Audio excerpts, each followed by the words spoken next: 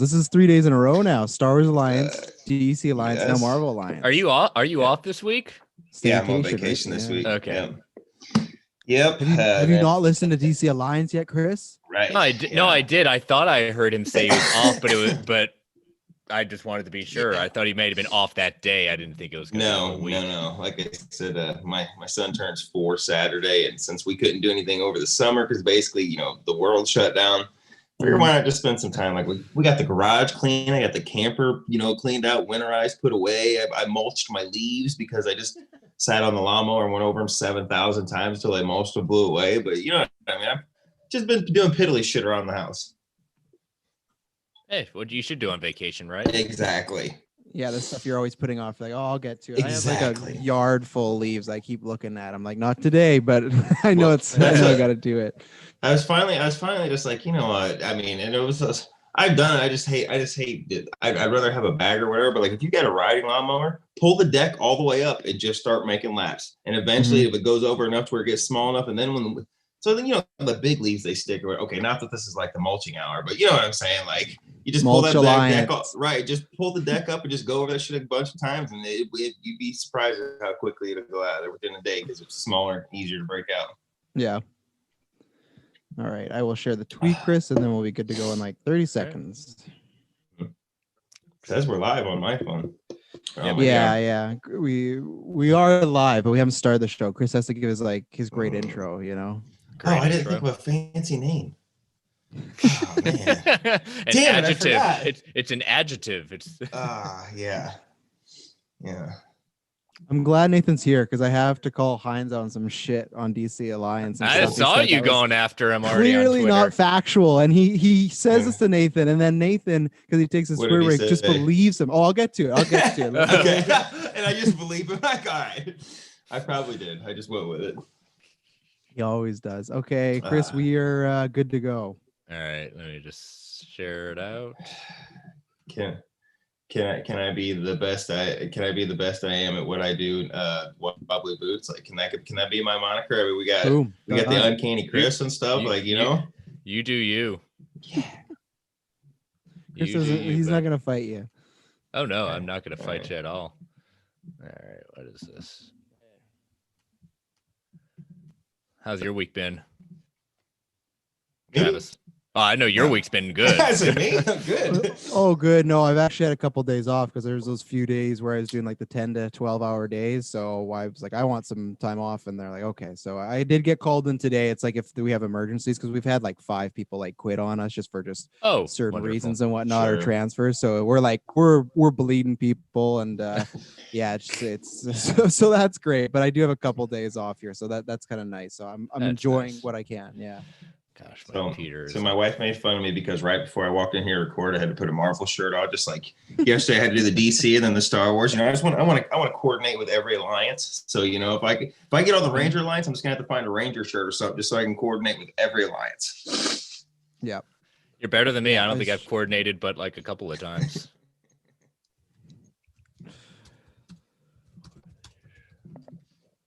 All right, and shared with the group.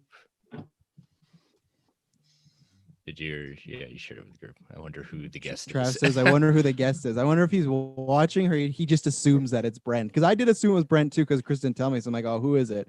And then it was his. I would have loved to hear your stepmother's thoughts on Miles though too. I'm sure. I know it's too funny. I'm a huge downgrade from Brent Clark, and we all know this, but I'll try to live up to. I'll try to just be, grab some sunlight in his shadow. But I'll do what I can. I know. Brent's in the chat. Don't spoil. Don't worry, Brent. We're not doing any spoilers. No spoilers. Because again, I'm only 36% of the way through, so it can't do too badly. All right, I'm ready whenever you all are. If you guys ruin it, he will murder. Travis said, "Oh, I'm shocked. I thought Brent was the guest," and then Brent said, "Oh, good Lord, it's Nathan." So he's ready. I can't remember last time Nathan I think when we did our top 10 for Patreon. It's been a while since we podcast together. Yeah, I think that was the last time. And that was like a few months ago. I think it was too. Yeah. Katie won't let me on Mandalorian. No. That bitch. No, I mean, wait, what? No. All right, I'm ready whenever you all are. Let's go. All right, 3, 2, 1. Welcome to the Marvel Alliance podcast, where we cover anything and everything to do with the Marvel Universe. From the comics to TV to movies, we go from the Mojoverse to 616 to the Negative Zone to bring the Marvel Universe right to you. My name is the Uncanny Chris. I'm the podcaster of Mischief, Travis Snell. Alliance, assemble. Oh, well. I'm always waiting for you guys to sync up. You can see each other. I'm waiting for you guys to hit that thing one time together. Like, I'm waiting for it, boys. To break the fourth wall, one, it's definitely synced up because I've edited it that way before as a line. So okay. Two, I wasn't sure if we were doing it first and then you're introducing the guest or vice versa. Well, hi guys. Oh, I ruined it just like I do everything. It's been quite a journey to get Nathan on the show because Chris, before surprise guys, he tells me, "Oh, I got someone," and he's like, "Okay," and then we zoom them in. Lo and behold, his face I've never seen before. It's Chris's stepmother. It was quite the ordeal. I was like, "What's going on?" That was a really special guest. Yeah. Hi guys. Oh, but yeah, who are we joined by? Yeah, not my stepmom, but actually next week she's gonna give us our Infinity Saga ranking. Yes. I will be tuning in live for that. To be honest with you, I'd love to hear that. Hi guys, thanks for having me tonight. It's me, Nathan. If anybody hasn't been able to tell. Ready to. This is a week of first for me. I've had Star Wars on Sunday, DC yesterday, and that as you guys record live, and then Marvel today, like, man, I am on a roll. Yeah, all over. That's pretty good. Oh yeah, lot of firsts. Hey, we'll change it up. We'll change it up with news weeks that aren't the biggest one. We'll invite the ones that'll stir up the pot. Mm-hmm. So, as always, we got lots on this podcast network before we get into the main topics. I'll try and beat Nathan's speed, but what we have Monday, Chris, what do you got? World's Finest True Believers. You dropped a new episode this week. Yep, we did. It was bringing back our buddy Spencer, who guested with me for Flashpoint, came back on to talk about Event Leviathan. Very nice. And then Tuesday's DC Alliance, like Nathan just mentioned, you can catch them on there. They talked about the new Justice League details. There's tons of those. Obviously, there's more of that. Travis Hines is trying to do a 0.5 episode at some point this week, so look out for that on the feed as like a bonus. Today is Marvel Alliance. Thursday is Slice of Film or Power Ranger or Ranger Alliance. I can't screw it up. And then usually sometimes Star Wars right now is either Sunday or Monday because Mandalorian. Friday, Super Civil Servants is live on YouTube, and the podcast feed has superhero discussions. I would have to check with Hines, but I think they may be doing Death in the Family this week. I know they're done with Spider-Man. It's either that or Batman. Because Spider-Man was the finale last week, so something new is happening this week. I can't tell you. If Greg, chat, tell me. As I said, if Greg gets to it this week, I'm pretty sure that they are going to be able, because Travis just got his copy yesterday, I do believe. So okay, so that's in the works very soon. Something with Batman is going to be on there. So yes, that's good. Yeah, and then Saturday, the audio feed version of the Super Civil Servants drops, also with Weird Science presenting Marvel and DC Comics on the weekend, and then like I said, Mandalorian will be Sunday or Monday, and for sure. Oh, so Batman the Animated Series, Travis says, is happening this Friday. So there you go. Need to just add an S on Ranger Alliance. You all say it. It was a big debate, Brent. I know we went back. It was a big thing, apparently. It just goes off the tongue, but it needs to be coordinated with Chris. It's all on you for Death in the Family, apparently, Chris. I was literally going to put it in the chat. I just need to know when they would like to do it, and then that will coordinate me watching it.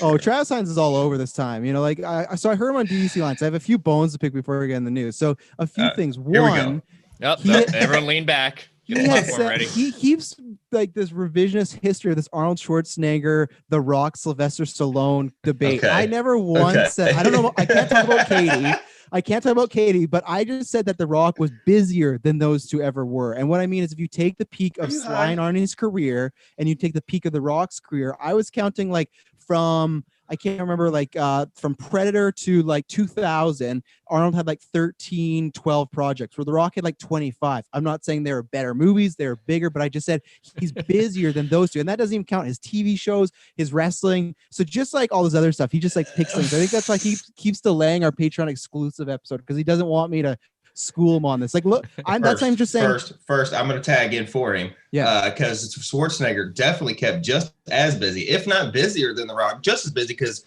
on top of the movies that you've seen and stuff like that, he also had he's huge in the physical world and the competitions on. So if we're counting all the Rock's extracurricular bullshit too, that's fine. And Schwarzenegger had some stinkers too, but his were blockbusters. The Rock didn't recently start being able to sell movies on his name until the last 7 I'm not to 8 arguing years. that I've never once Schwarzenegger said... came out the gate with not even be able to speak. He goes, "Raw talking like this," and people went, "What the fuck?" And they just saw his muscles and said, "Yes, give me more of that guy." And so that's what Travis makes it sound like the argument is. That's what he makes sound like the argument is. I just said, if you look at the movies, who did more movies in their peak? And that would have to be a whole debate. That's what me and Travis are going to have it of like, what was the peak of their career? For me, The Rock is 2010 to 2020, because after Fast 5, he was back. But even in 2010, he did 4 movies. One of them was Tooth Fairy, yes, but it still counts. It still counts. It's a project he had to do. I'm not even talking about wrestling. So that's one. 2, and good thing Nathan's here. There's no video game show. You and Greg, every week someone's like, oh, there might be somebody tells me this. I hear there was talks, and it might happen in 2021. But the problem is the person that we want to do it, they work with a gaming kind of association, and it might be against their contract. So we have to talk. If that doesn't happen, it might happen in the future. But as of right now, nothing's going on. I think there's probably and then you guys were going off about the Avengers Endgame scene. I just listening to it, the female team up, and coincidences and whatnot. I'm sitting here like saying Brent's getting mad. I'm just like, oh my goodness, what's going on here? Like you guys talk about that, but then BVS is the biggest coincidence, like, oh, our mothers have the same name. Oh, who would have thunk it? So hey, coincidence happens. I've openly said there's always been a better way they could have got to that scene, but I get the Martha scene. But you're right. If we're talking about some shit that like, okay, we could have done better in that movie, absolutely that Martha scene. But that, I mean, I can call a fucking bruise spot on an orange the same as I can do with that. I get it. Just because there's a little bruise on it doesn't mean the whole thing is bad. But I get it. The same thing with the Avengers Endgame. Just didn't ruin it for you. Like, but a shit spot is a shit spot in a movie. So I knew it wouldn't get you, but I knew it wouldn't get you. But anytime, and this is the thing that people don't remember, I actually don't mind the Martha scene, but anytime I mention to Greg or Travis, they fly off the handle. I get them right away. They're like, well, wait a second, but no, I have no problem saying, Brent, you're not helping, because Brent says that Arnold and The Rock have 73 movies listed as actors together. So maybe it's closer. But that's, I guess I just mean in the peak, because The Rock has been acting a lot less though than Arnold, right? So you would have to think, if you look at their careers, The Rock started in 2002, where Arnold started in the 80s. Peaks. Yeah, but if you're talking about Rock started in 2002, but Arnold started in the 80s and worked till like, if we're talking, okay, so it's 18 years, we can go from 18 years to 18 years with him, and it's still going to be match up damn near about the same. If you want to go 18 to 18. I disagree. We'd have to take those years, right? Because after Terminator, I don't think that was. Think about it. How long was he in office? The motherfucker was in office from like 2002 to whatever. Oh, yeah. So he stopped. So his career stopped as soon as The Rock started. Well, his movie career stopped as soon as The Rock started. So it's fucking it's apples and oranges in different decades. Okay, let's go back. Let's go back and go back to the fucking 60s and the 50s and the John Wayne. John Wayne would have kicked the shit out of all of them with all their. I mean, like, what are we talking here? And even you know what I mean? Like Travis Hines says Arnold had quite a bit of time as California governor. I get that, but I'm saying the same way as people talk about LeBron and Michael James, you compare the peak years, like their Michael best James. years. Who the fuck's Michael James? I don't know. Is that LeBron's brother? We're gonna the Pebble. But either way, we'll save it for another time. All I want to say is, at least that's an argument. The argument I've never pitched that The Rock was never bigger than Sylvester Stallone or Arnold. They were on a different level. They were movie stars. The Rock is the biggest star, but he was never their level. And I've never once said that. So, Chris, you regret inviting me, don't you? You regret inviting me already. No, I don't. I'm just seeing how long this can go on. Brent's right. The Rock is younger than Arnold. He's outpacing him. That's stamina, But I digress. Those are my gripes. I just listened to DC Lines at work, and it's like, what's going on here? All the Travis Hines with these shots at me. Just be happy you're getting the Snyder cut. Be a happy little Canadian. Hey, You're right. Don't let the moose lick the hoods of cars. Apparently in Canada. No.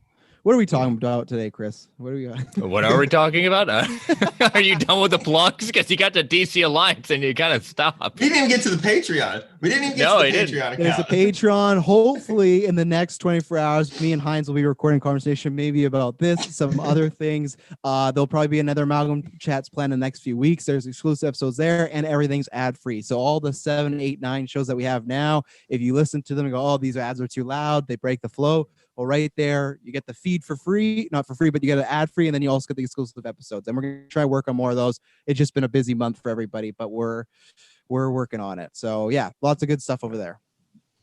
Don't worry, Cool. guys. I'm working behind the scenes to clean shit up. So, I mean, all you listeners out there, don't worry. I'm working on it. Well, thank you all for tuning in for Arnold versus The Rock. The Rock. Questions. We will Terminator tune in versus The Rock. tune in next week to see what other randomness can continue on. All right. Well, today our main topic is both Travis and I have played. Travis has finished Spider-Man Miles Morales. I am about 36% of the way through it, and just figured our main topic this week could be kind of our first initial thoughts and hot takes and things we want to see when the eventual sequel to the Spider-Man game on PS4. So I have not listened to Geekverse at all. So whatever you tell me, I have not heard yet. What a shock. haven't Just played in his it. whole life. In his whole life. Just I'm not listening at all. No, I'm joking. Jeez, I'm not the one threatening you. No, I really enjoy it. I think it's more of the same in a good and bad way. Like, I think it's safe in the way that there's not too much kind of reinventing the wheel. It's kind of like, if you liked the first game, you like it a lot. I think you have a lot more reinvention when the second one comes around. That's the bigger game. But I think the biggest pros are Miles Morales as a character. They do a good job, which I was worried about, because after Spider-Verse, I wondered, were people going to kind of have the Quicksilver thing where it's like, oh, everyone shits on the the MCU Quicksilver because everyone loves the Fox one so much. And I thought, will you have that where everyone just says, oh, Spider-Verse nailed Miles and this guy, he's all right. But I think they make them similar enough but different that Miles is still there. I actually like the main villain a lot better than the first game, and I think they did a good job. There's lots of fun suits. I think it's a nice kind of little teaser, or like a taste game. It's only a couple hours. I think it's maybe like 8 hours in total or something like that. Not the story, just doing everything. But I think if you like the first game, you would like this. Don't buy it expecting a grand adventure, but I think the biggest strong point of this is the story, like the first game. So I think they did a good job. I still hate that they have remodeled Peter Parker's face. That took me out of it. Yeah, every what time the now. fuck happened there? They gave some They just excuse of busted like him. the old actor's face wouldn't work with the new graphics or So, something. Is I this think the it's same? completely BS, but Is this the video game version of the character getting recast? Like, you know what I'm saying? Like, Pretty like much. you know what I'm saying? Is this the voice. video game version of that? Yeah. And that's the weird thing, because it is the same voice. So it does really throw up the dynamic, because Peter does almost look the exact same age as Miles. So I'm still not a fan of that. And I think we're Yeah. sticking with that for the next game. So I've really enjoyed it. And I think if you like the first one, you'll easily love this. And yeah, it's a really good game. What about you, Chris, so far? No, I've enjoyed it so far. Like I said, I've kind of played it about 36% of the way through. I've gotten a little bit through the main story. I've apparently meeting up. I think my next main mission is where meeting up with a potential love interest or possible love interest at that point for coffee. But yes, coffee is hot and cold. Right. But you're right. The graphics, at least on the we both have a PS5 playing on it. It is pretty outstanding. The graphics, if you have in like just swinging around, Insomniac's got that down. They have feeling like Spider-Man in there, kind of like how God of War, you feel like you are Kratos at that point. They have this formula down. I do like the mechanics. Definitely feels they've smoothed out and they've learned a lot from the first Spider-Man. But I also do like how I almost want to say is the same size map, because it feels a little bit smaller. I think it's the same size map. I think Okay. I think it is. I think it's just maybe because I think it's filled with less. That's the thing with Okay. the side objectives and stuff. yeah. I feel like there's Mhm. less to do, because usually you'd have like a town and it'd say like, okay, you're 7 or a block and you're 7% completed it Mhm. in the first game. Where this, you'll have that, but instead of having like 5 enemy bases you got to take out, there's just 1 in this game. So I think again, Yeah. because it's small, so I think that's the thing where you're swinging around a lot and you're covering ground a lot faster, because you're not constantly getting stopped by what's this, and those are kind of fun. Like, this isn't a big spoiler, but there's just like one side objective where you have to like listen for noises, which I think is kind of lame. I wasn't a fan of that. It's just it's a strange one. It's just like you have a tape recorder and just like, is this the same train? It is. Okay. So I think they I think they got a little lazy there, but they took a page from Assassin's Creed at that point with the randomness of some objectives, like follow this person and just sit on a bench and listen. I was like, I don't want to do that. I do that in my own life already. I don't need to do that in video games, you know. Right. Yeah. But I definitely think, I think it was really cool. I mean, I have to say, I love that it's always the cool thing with the Spider-Man games, that the suits you get to try and the power sets it has. I love, not only did they include Into the Spider-Verse, but the extra kind of perk you get with it is that you can literally, how do I put this? It looks like the movie in the sense of animated. He moves like the animated cool, movie, kind of like a little bit janky, but it also has the the cartoon pow crack, like we would see in Batman 66, but we also saw in Into the Spider-Verse. It's a cool feature that I've used it a lot, and I really do enjoy it. It gives me absolutely no perks whatsoever outside of a visual kind of cue, but I think it's kind of cool. Yeah, and I think that's the other biggest thing too, is you can just tell the people making this game really love it.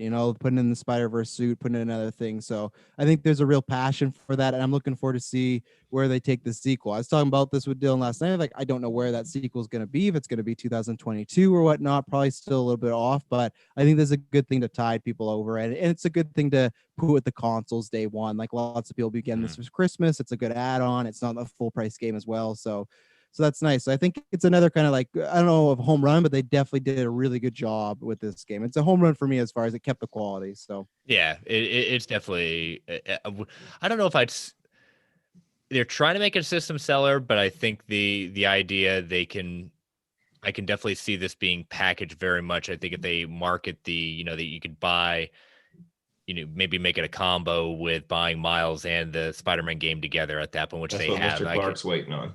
Yep. Well, that's exactly what he's waiting on. This is a Spider-Man PS5, Miles Morales. He's on it day one. Well, I know they do have the combo pack. You buy Miles and you buy the upgraded version of the original game at that point. But I could see that them lowering that price for just a Black Friday deal, just to move more units at that point. Sure. Yeah, that's if you can get your hand on a PS5 these days. So my biggest takeaway is you guys are rich. You both got PS5s and this game. Shit, I want to be you guys when I grow up. Okay, no, I know I can't afford these upgrades at this very particular moment. I've been saving for over a year for the system, so I wouldn't say rich. For me, I'm very lucky being like a frontline healthcare worker that the Canadian government takes pretty good care of me that way, where I got a nice bonus check a couple months ago for whenever you think they gave you a PS5 for a bonus. That's fucking awesome. The government was just like, oh, you get a PS5. You get a PS5. They're giving me an interview with Zack Snyder next. I'm really looking forward to it. You really want to talk about Howard the Duck out of all things. I don't know why that, but I'm excited. I'll be there. How are we preparing him? I still want to know the answer to that question, fellas. Yeah, are we sauteing him? You're the one who asked the question, man. Like, I've never prepared duck, so I don't know. Well, I mean, he's a little large, but I'd say we go for turducken, but we'd have to find the right creatures to map that out. As always, to the fans, if you've never seen How the Duck, watch it, because it's a wild movie. I know lots of people probably haven't, but it's a wild movie that was produced by George Lucas. So there you go. It's a gem. It's something. Yeah, I'm waiting for. I don't know where I rank. I don't know where I rank that next to the Star Wars holiday special. I don't know which one. Higher. I just watched it again for the first time in a long time. And Happy Life Day, everyone. Yeah, Happy Life Day, everybody. Happy Life Day. Yes. Good way to celebrate it. Yep. A little bit of B. Arthur for you. So I have to ask the new Lego Star Wars special just dropped today. The brand new one. Yeah. Did you watch it yet? I did. Me and my kid, the family watched. Me, the wife, the boy watched it. It's actually pretty funny. How long is it? Like it's 47 minutes. It's not anything spectacularly long. It's pretty short. I mean, it's a typical Lego movie. They jump right in and fly by the seat of their pants and do all the typical Lego things. But I enjoyed it more than I thought it would. It's worth a watch for sure. You said Especially with kids. 47. You said Yes, 47, right? 47 Okay, I minutes. thought Yeah, I was 47 like minutes. 427. Like, oh no, but no, that's No, fine. no, no, no. I was expecting just like 20 minutes, so that's Well, no, over half the especially amount I was expecting. you guys have kids right in the same age as my boys, so like I mean, it's perfect for you guys. I think it's like a little family movie. It's not too long to where they get wore out, but it keeps their attention. I think you guys it'd be a family movie night if you guys have time. I think you'd enjoy it. Well, I think yeah, that's the I plan tomorrow. think we're doing that possibly as our watch along on Friday on SCS. Well, I meant you with the. I mean, if you want to bring the kids to SCS, I'm right on. But I just meant, no, they'll be in bed. You, the wife, the kids. I got what you meant. So, but yeah, definitely. If you haven't picked up Spider-Man, if you don't have PS5, it's definitely on PS4. It's more Spider-Man, can't go wrong with that. Mm-hmm. The only thing you go wrong with it for some reason you get Mephisto involved, then it's nothing but wrongness. Oh yeah, one day I really hope the sequel to the Spider-Man game has Mephisto pop up, and Brent is just gonna lose his ever-living mind when it pops up. And there was there's an episode of Ultimate Spider-Man that almost did that, and it wasn't. It was Nightmare, but and just because we're on Spider-Man, just a quick shout out. I'm watching Ultimate Spider-Man for the first time with my daughter. We really like it. If you have time, maybe don't watch the whole show. There's two ones I recommend. The one episode is when Wolverine and Spider-Man switch bodies. It's fantastic, just tons of fun. But I like it's an obvious thing, but they did a 4-parter Spider-Verse episode where he's going to different Spider-Verse worlds, kind of like the movie. But it's really cool because he at one point goes to the future 2099 and the animation style completely switches. Really well done. So like the show's all right. It definitely gets better as it goes along. It's definitely kiddie, but Ultimate Spider-Man was better than I thought it was going to be. And that's what I love about having kids in Disney Plus. Gives me an excuse to finally like watch this. And because I at times would watch the animated stuff, but I could fall behind. So I've liked the Ultimate Spider-Man so far, and I recommend the Spider-Verse 4-parter. I'm only in part 2 right now, but he just went to Spider-Man Noir, and like I said, 2009 was lots of fun. So other than Ultimate Goblin, I'm loving it. Yeah, it's definitely it's been a while since I've seen the show, but I mean it's you can't compare the original animated show to this. It's definitely, but I did enjoy the updating graphics at that point in animation. I think it's a big thumbs up for me. At the time too, they were crossing it over with that Avengers Assemble animated series too. Before they actually got it, and they for some reason took Ultimate Spider-Man out and then brought that new Spider-Man. I don't know. It was a big thing. But anyway, they crossed over because as you said, the first season, the same character designs, the same voice actors, but Ultimate come over and like do little one-off episodes. So yeah, I didn't see it all, but it was a pretty decent show. Like you said, especially the animation was the best part about it because it did get a little kiddie at points, but there was still some good action and some heart to it. Yeah. Yeah, no, nothing touches that 91. So that is that's prime. So, Chris, you want to take our first ad break before we get into the other news there? Let's hit that ad break. Well, as always, we don't control the ads. We don't control the volume. We always say it kind of depends on your podcatcher, I think. We don't know what you could get an ad for today. Got an ad for a sausage, and then I got an ad for Honda Civic, So sausage. You never know what you're gonna get. So I'm getting ads for wearing masks and how important it is. I always get these really serious ones over there. We can combat this virus together. Is all I'll tell you. You can do. Oh really? Yeah, I know. I've heard it. Yeah. Really? No. You want to sell people really on that? So put all the MCU and DC heroes on there and make it seem like you're being heroic. It's because when you guys said the election was going on, it's like you guys are getting these ads and just like I'm here just getting like do you like jeans? Kill somebody to get a sausage ad. You know what I'm saying? Just one Jimmy Dean. That's just one Jimmy Dean ad, and I'll be okay. Travis, one time if you're still in the chat or not, let me know even privately what ads you're getting in your neck of the woods of Canada. But yeah, we're about to throw some ads. Those support the channel along with Patreon. So we're gonna do that, and then we'll be back in a second. And we're back, Chris. We're gonna talk about some good Disney Plus stuff. Unfortunately, we're not getting any MCU this year, though. No, the MCU streak is broken. We got the unfortunate news that WandaVision will not be coming to us in November. It will not be coming to us in December. We are moving it to January 15th of 2021. That kind of hit with a thud for all of us because we were definitely hoping. I know you and I basically were trying to do the math and reading the tea leaves and saying they will drop this New Year's Eve. That was my prediction. Yeah. Yep. But no, they're dropping it January 15th, 2021. So Sorry, we're gonna have to hold back on starting that review. But it was interesting how, like with everything, we knew there were reshoots, but I didn't know that I thought this was already done in the can. The articles I read made it sound like that they had done reshoots and were just giving them a little more time to finalize those. But another take I could definitely see is it necessarily may have not been WandaVision reshoots needing to be finalized. I think it has to do more with, could do a little bit more with trying to properly pace it with whenever Falcon and the Winter Soldier has to drop and give them some cover. So if you push it a little bit there, I'm not saying it's right after WandaVision you're going to get Falcon and Winter Soldier, but it lessens the gap in between when those two shows will go. What if it's I don't mean to interject first, but what if it's a situation where we know Black Widow was already supposed to be out, and we know Captain America or Falcon and Winter Soldier was supposed to follow that. So basically, in Black Widow, we were supposed to get our first seeds and hints of Phase 4. But now that they're moving along with WandaVision first, do you think maybe there had to be a little retooling and restructuring so they could introduce the same plans for Phase 4, only instead of in Black Widow first, we lay the seeds in it here first? Do you think maybe that could have just been a little retooling so they could still get to the same place, but they just had to leave from a different train station? You know what I'm saying? Like, kind of move it over?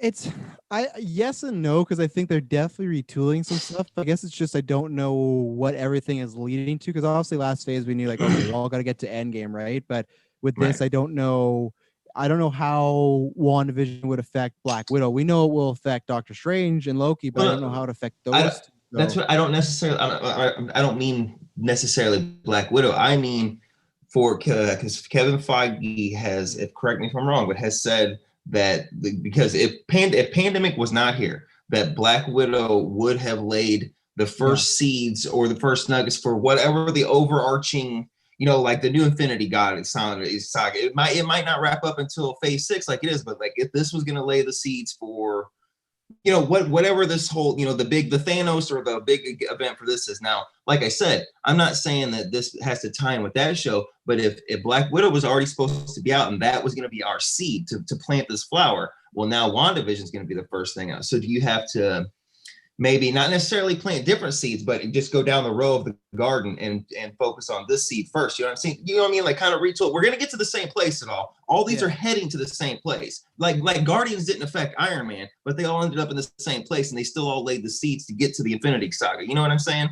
Like, do you think possibly it's like, okay, like let's say if Black Widow is going to introduce the Skrulls for shits and giggles, we'll say the Skrulls. Now, you know what I'm saying? If that was Secret Invasion, let's say Secret Invasion is their game plan, and they were going to do the Skrulls and Black Widow, but now to let everybody know Secret Invasion's coming in WandaVision, we have to do something a little different. Like Doctor Strange or Wanda might have to see a vision of the Skrulls or the Kree or something. Whenever in Black Widow, there could have been an undercover. You see what I'm saying? So like we still go the same launching point, but just different versions of the launching point. You know what I'm saying?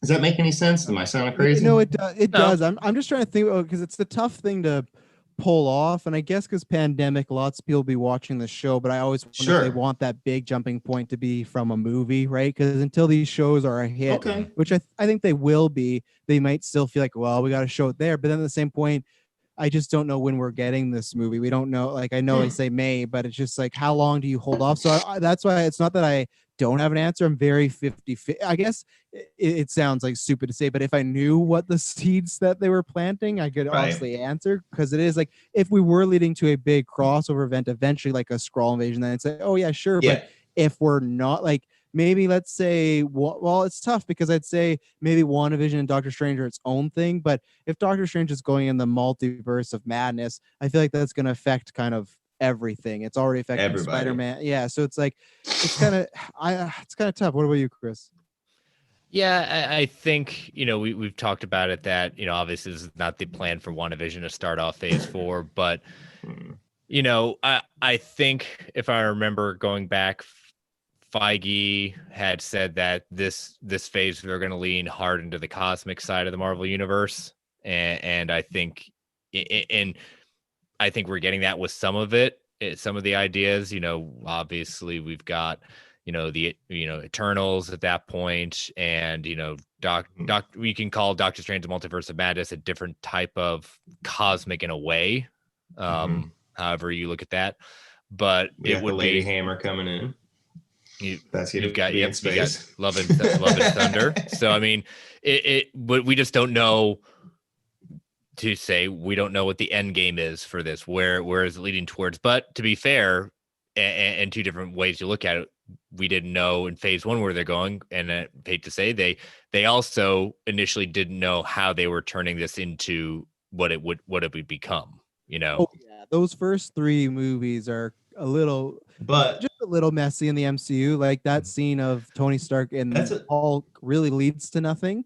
It's him talking to Thunderbolt Ross about putting a team together and blah blah blah, and nothing ever comes of that. They refer back to it later, and even at the beginning there's some other things, like if you look at Avengers Age of Ultron, when they were setting up what Ragnarok was going to be, and then what it ended up being, very different. Like Thor's having these visions, everything's really creepy, these people are possessed, where Thor Ragnarok is Jeff Goldblum having a good time with piano keyboards, which I'm sure Nathan loves. But that's what I mean. Like they have swiveled, and I think this is a case where whatever they were planning, they do have to swivel a little bit. So that's what I'm going to ask you, Nathan, though, because I know with Thor Love and Thunder, you say you're probably going to skip that. Where is your excitement level on this show?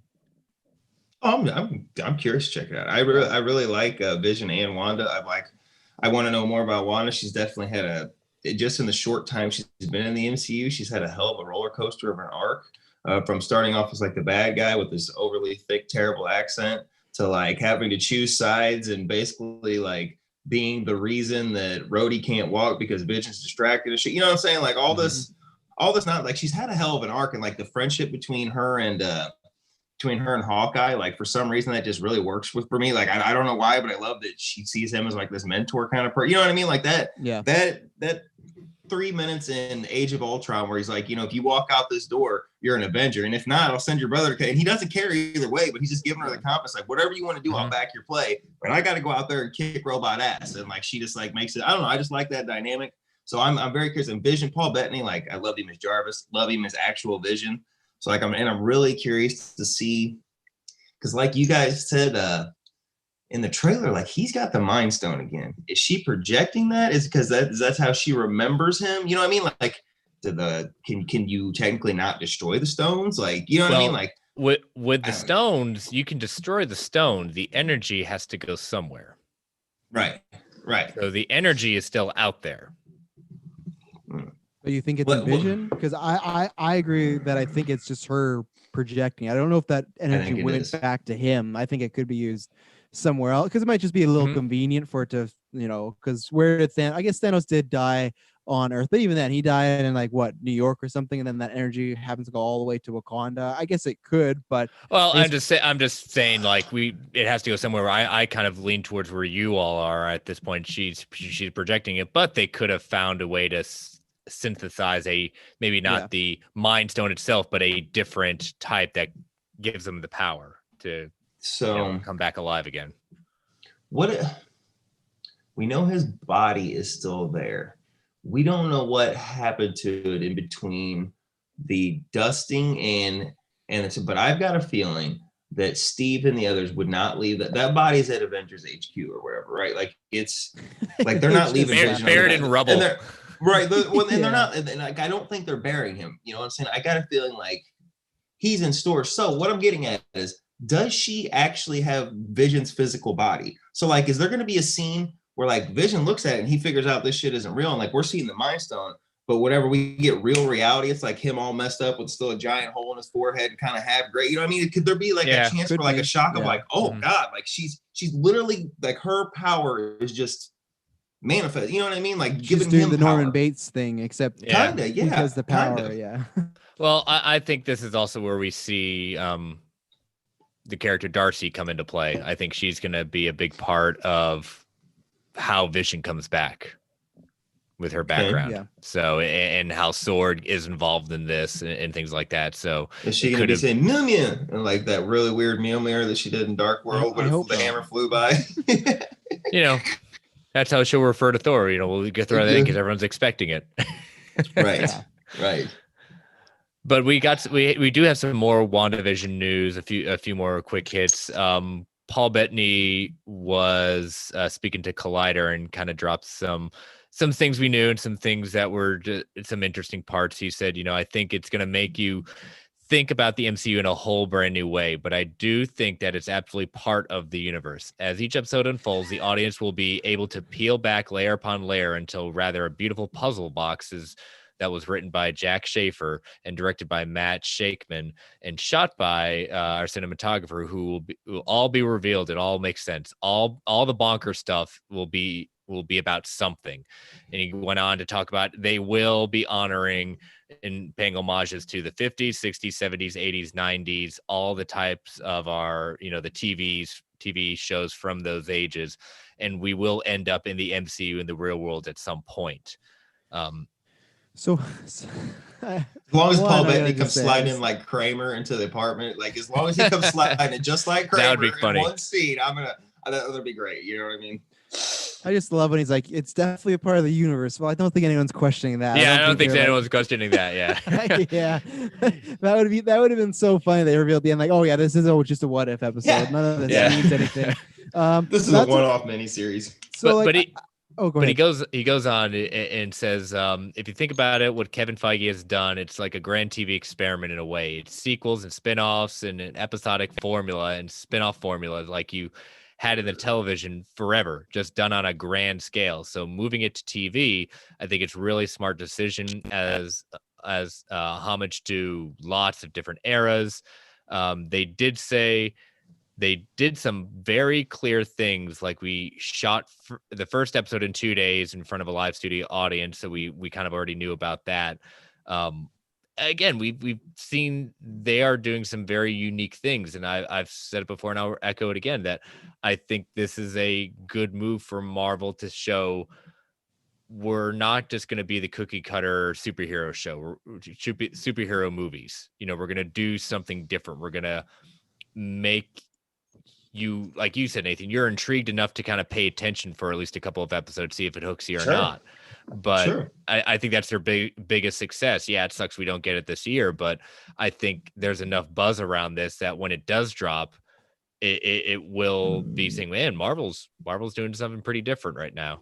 Well, that's what I was going to say, is like, one, the decades, that makes sense. We've kind of figured that from the TV like spots and everything. That's what I was going to ask, because you and I have talked about it. So I was going to ask Nathan, do you think this show has the potential of being too weird for mainstream people that aren't like, so the people that maybe see one or two movies a year, the people that saw Endgame but didn't see every single MCU movie? Is this something? I think it's a weird question to ask, because I feel like with the pandemic, people just want content, so they'll probably check out regardless. But I'm saying in like a kind of regular world, like The Mandalorian, I feel is a bit more accessible, because it's like, oh, it's a Star Wars. It's, like, I think you're looking at the wrong prism.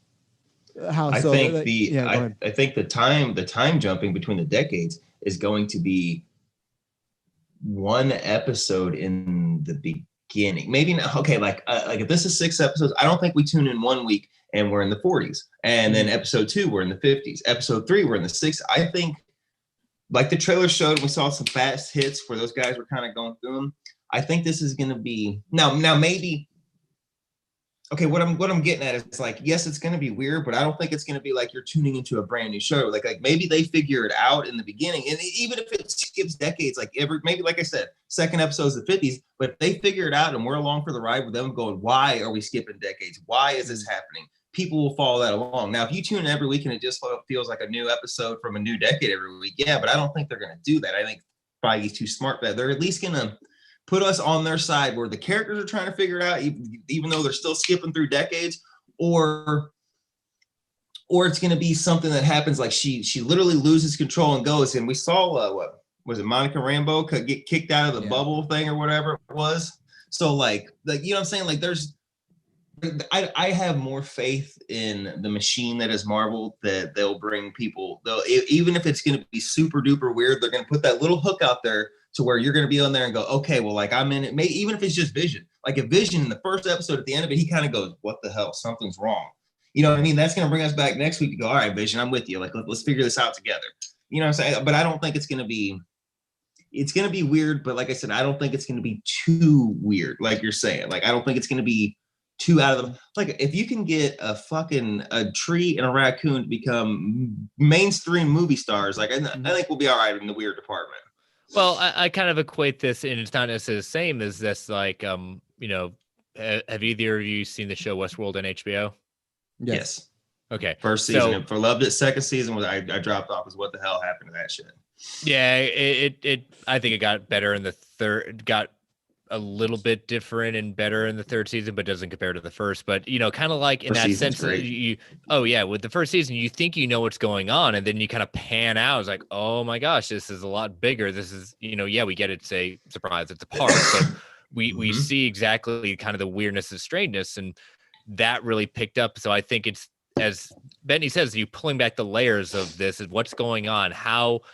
How is this affecting, how is Wanda's mind affecting this whole thing? I mean, again, she did go on record that she is heading to start getting ready to, I think she said she's headed to England to start getting ready for prep work for Multiverse of Madness. Yeah, in December she starts shooting. Yeah. So again, they've made no secret that this is a direct tie-in to that. So I think the mystery behind what's going on and how that affects this town that they're in is where Sword comes in. So can I wait, while we're here, while the thoughts here, can I put a pin in this and ask you guys a question? We were talking about directions and future. Okay. We know basically they're kind of doing two not separate timelines, it's all the same units, but we know WandaVision, Doctor Strange, Loki flows into like this multiverse crap, and Black Widow and all that goes this way. Have either of you guys seen Avengers: Earth's Mightiest Heroes? Yes, the cartoon. Show. Yes. Yeah. You remember when Kang comes in, and like the only reason why I say this is we see time cop badges. Loki is literally messing around in time, but Kang comes in and they fight Kang. What's he tell Iron Man at the very end of it? He goes, "In the future, your world will be engulfed by an alien war, which is the Kree-Skrull War, and Captain America is the one that basically ruins the planet." What I'm getting at is, could they be doing not like, let's just say we get through this Loki, Doctor Strange, and Wanda, and this all connects. And let's just say Kang really isn't it, because like I said, the badges, they said they think the time cops are in there. Kang is the master of time. Like, could there be a situation where like now, granted, this might take 2 years before we know it, you know what I'm saying? But like, we're kind of Kang, like, could they do the same thing? Kang laid the seeds for the secret invasion that didn't even pay off till a season and a half later. You know what I'm saying? So like, could you know what I mean? Like we were talking earlier, like maybe not overall phase. Like phase one was getting the Avengers together and dealing with Loki. Phase two was Ultron stuff, and then we built up to the big guns. Like you could still do, like Kang could be, which Kang's not a small villain, but you know what I'm saying? He could be your villain for this one side. You could do your other thing until you kind of merge them back together and it all.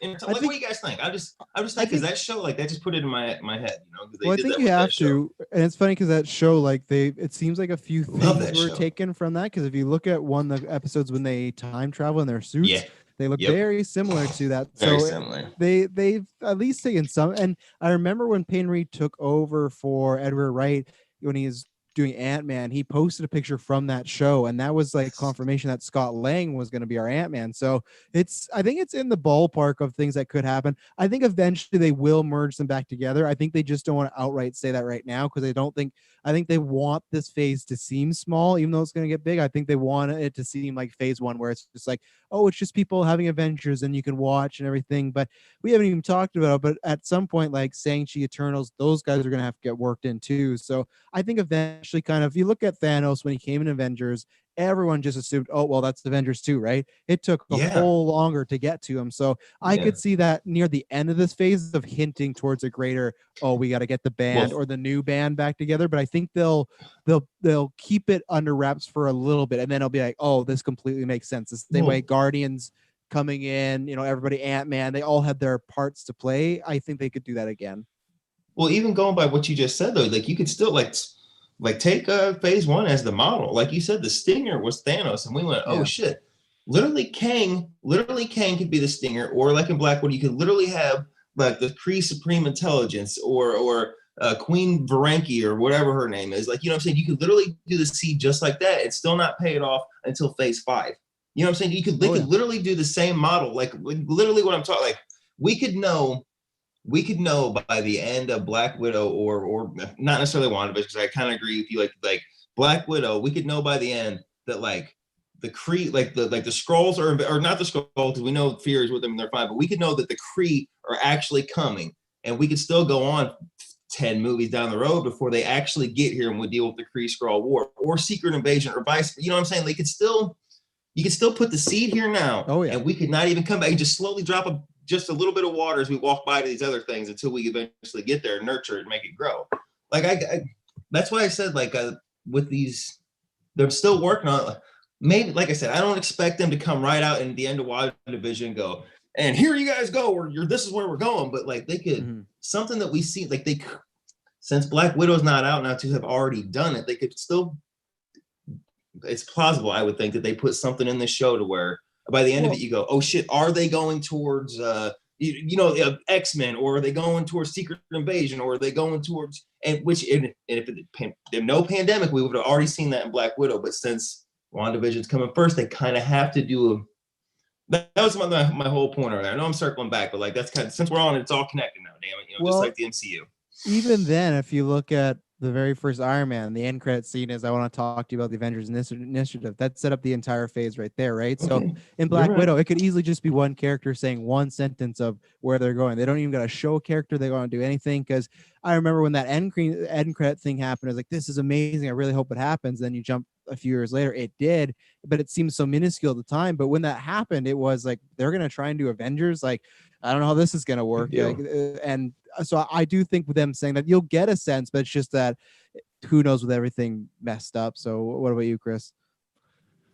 No, I like the theory that you're proposing about Kang in that sense, because I personally think he is our new big bad, if not one of the big bads of the phases. I could see a situation where Doctor Doom and Kang are our 1-2 punch of this. Oh, give it to me.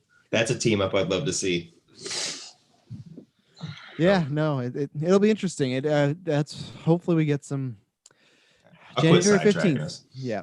Oh no, it's all good. It's a good conversation. But yeah, January 15th. I hope we get some signs of what is coming. So yeah. Technically, if it's 6 episodes, let's go 6 weeks from there, because they're not gonna throw it out in the first episode. Let's find out where we're going. First episode, Dr. Doom shows up. Surprise! Yeah, he's the one that has vision. He's messing with them. No, it's just it's one of those. And the other thing is just, I guess one thing I do gotta say is, because I think it was either you or Brent, Chris, in our chat, you guys share this image of like the new Avengers lineup, and like just like someone fan art it. I had to ask you guys, like, do you think, so obviously Wanda is going to be in Doctor Strange. Do you think Vision is making this show like a lie? Is he going to be actively functioning? Because I'm thinking it's not a send off per se, but I'm thinking of this as maybe the swan song for him. I'd be surprised if he makes it out, but I've been surprised before. I thought Downey was going to die a few other times before Endgame, and vice versa with Captain America. So do you guys think Vision's going to make it out of the show? That's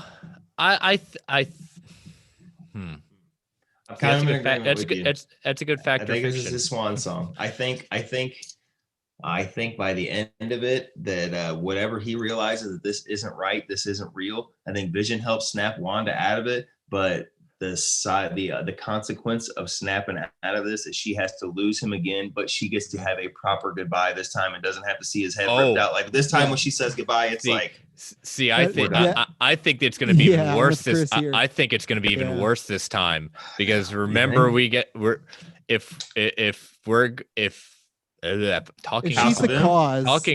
is hard. This has got to be something you're right. that she snaps reality. All right, you're right. You know what? Scratch everything I just said. No. I know. I think you're onto something, and I think up into that point, it would not be for her to lose. I think it's her losing the mind. I think that's why Sword is basically watching this town. She is altering our reality at that point, and I agree with that. A danger to everyone, and that's the whole beginning premise of House of M. What do you do when someone you thought is your ally and friend loses it and creates one of the biggest huge problems that they've ever had to face, that you can't necessarily isolate her. She is too dangerous to remain alive in their minds. One of And my favorite I don't scenes think from it's the just Vision. yeah, one Oh, of I my was gonna favorite say, I scenes from think the she's AVX losing those book is kids. where Scott and Cap are like nose to nose saying like who's getting Wanda and shit. It's one of my favorite panels from AVX where it's like, you know, the X-Men are saying we're taking her and the Avengers are saying no, we're taking her because she's a member of our. You know what I mean? Like, I don't know. One of my favorite panels where those two are just fucking nose to nose. But Sorry, yeah, go ahead. I think those kids aren't long for the world either. I think she may find them in Doctor Strange, but I think that's another thing that's gonna happen because I think if Vision goes, I think that's the only way, because I still have the theory that Wanda is going to die in Doctor Strange as well. But the only way she doesn't is if somehow in that movie Doctor Strange gets her kids back. So I don't think it'll be Vision, but I could see somehow that helping. But I do think in the show she's going to lose. She's going to gain a lot and she's going to lose even more. And then it's all bets are off for what's going. And then obviously there's still these rumors What of what about the Evan kids? Peters is. He is behind as Mephisto, maybe pushing some things. Yeah. We have Catherine Hahn's like witch character, so there's tons of other people that will push her in that direction too to maybe snap. And yeah, you're gonna see Doctor Strange have to take on Wanda, I guess. So What if she is the villain for the Multiverse of Madness? Wouldn't that I think just she blow is. people's minds? I think you really do. You think she is the villain? Not Unintentional villain. Yeah. Yes. Yeah, and she'll turn at the end. She will And- realize she's wrong, whether that's a sacrifice, whether that is, you know, And it was just saving the Dormammu day. pulling the So- strings the whole time, increasing her rage.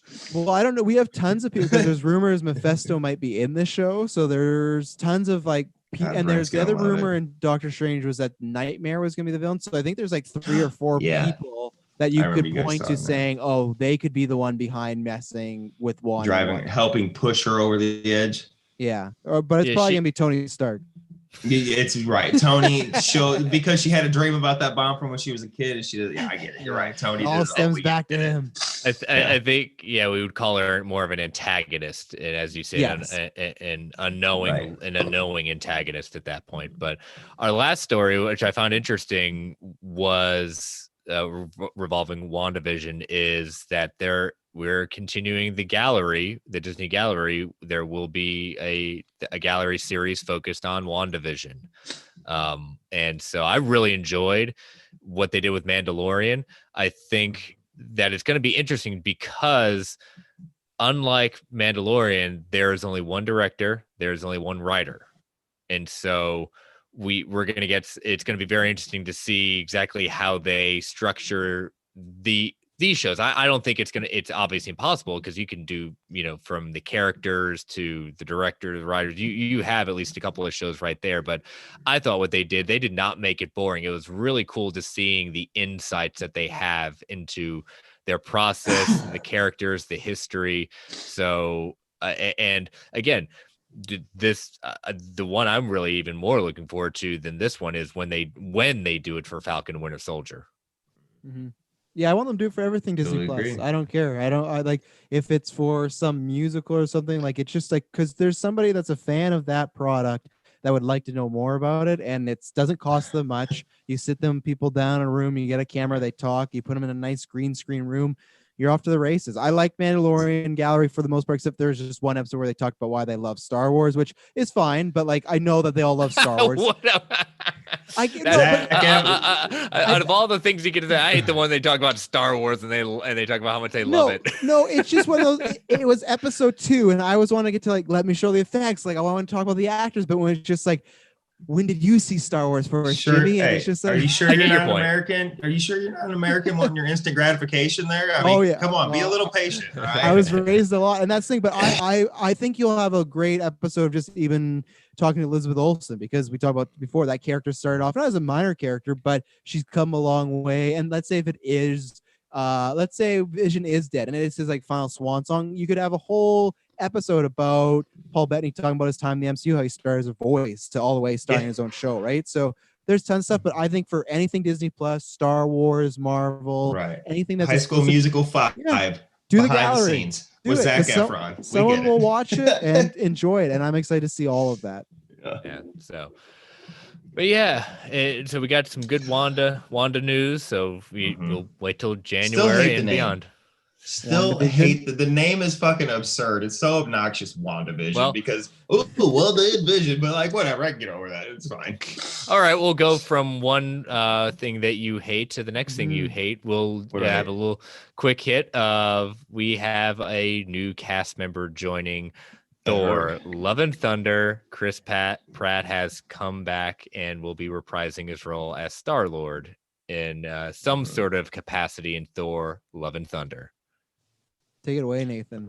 For the record, I don't hate Thor or the characters. I don't like the direction Taika Waititi took them in. And for the record, like I said, if Chris Hemsworth, I know he said he's enjoyed playing the character more since being that, and if we have to have a Taika Waititi, love and yuck to be able to keep him to have the Infinity War Thor, I'm down for that trade, because Infinity War, that was the right balance of the badass and comedy. Like, give me more of that. And if Taika Waititi wants to make him a joke, fine, go get a joke, because eventually there's going to be another director that comes in and goes, no, this guy's not a joke. He's a fucking god and he's a badass. So I'm going to make him that way. And then Waititi can go back and, give him wedgies and fucking farts or whatever he wants to do to him. That's fine. So like I said, I'm just because I'm personally going to skip this movie, like if that's what it takes to get him to keep in there, right on, go on with it. Because this is there are other people that love Ragnarok and it's their favorite they can put on.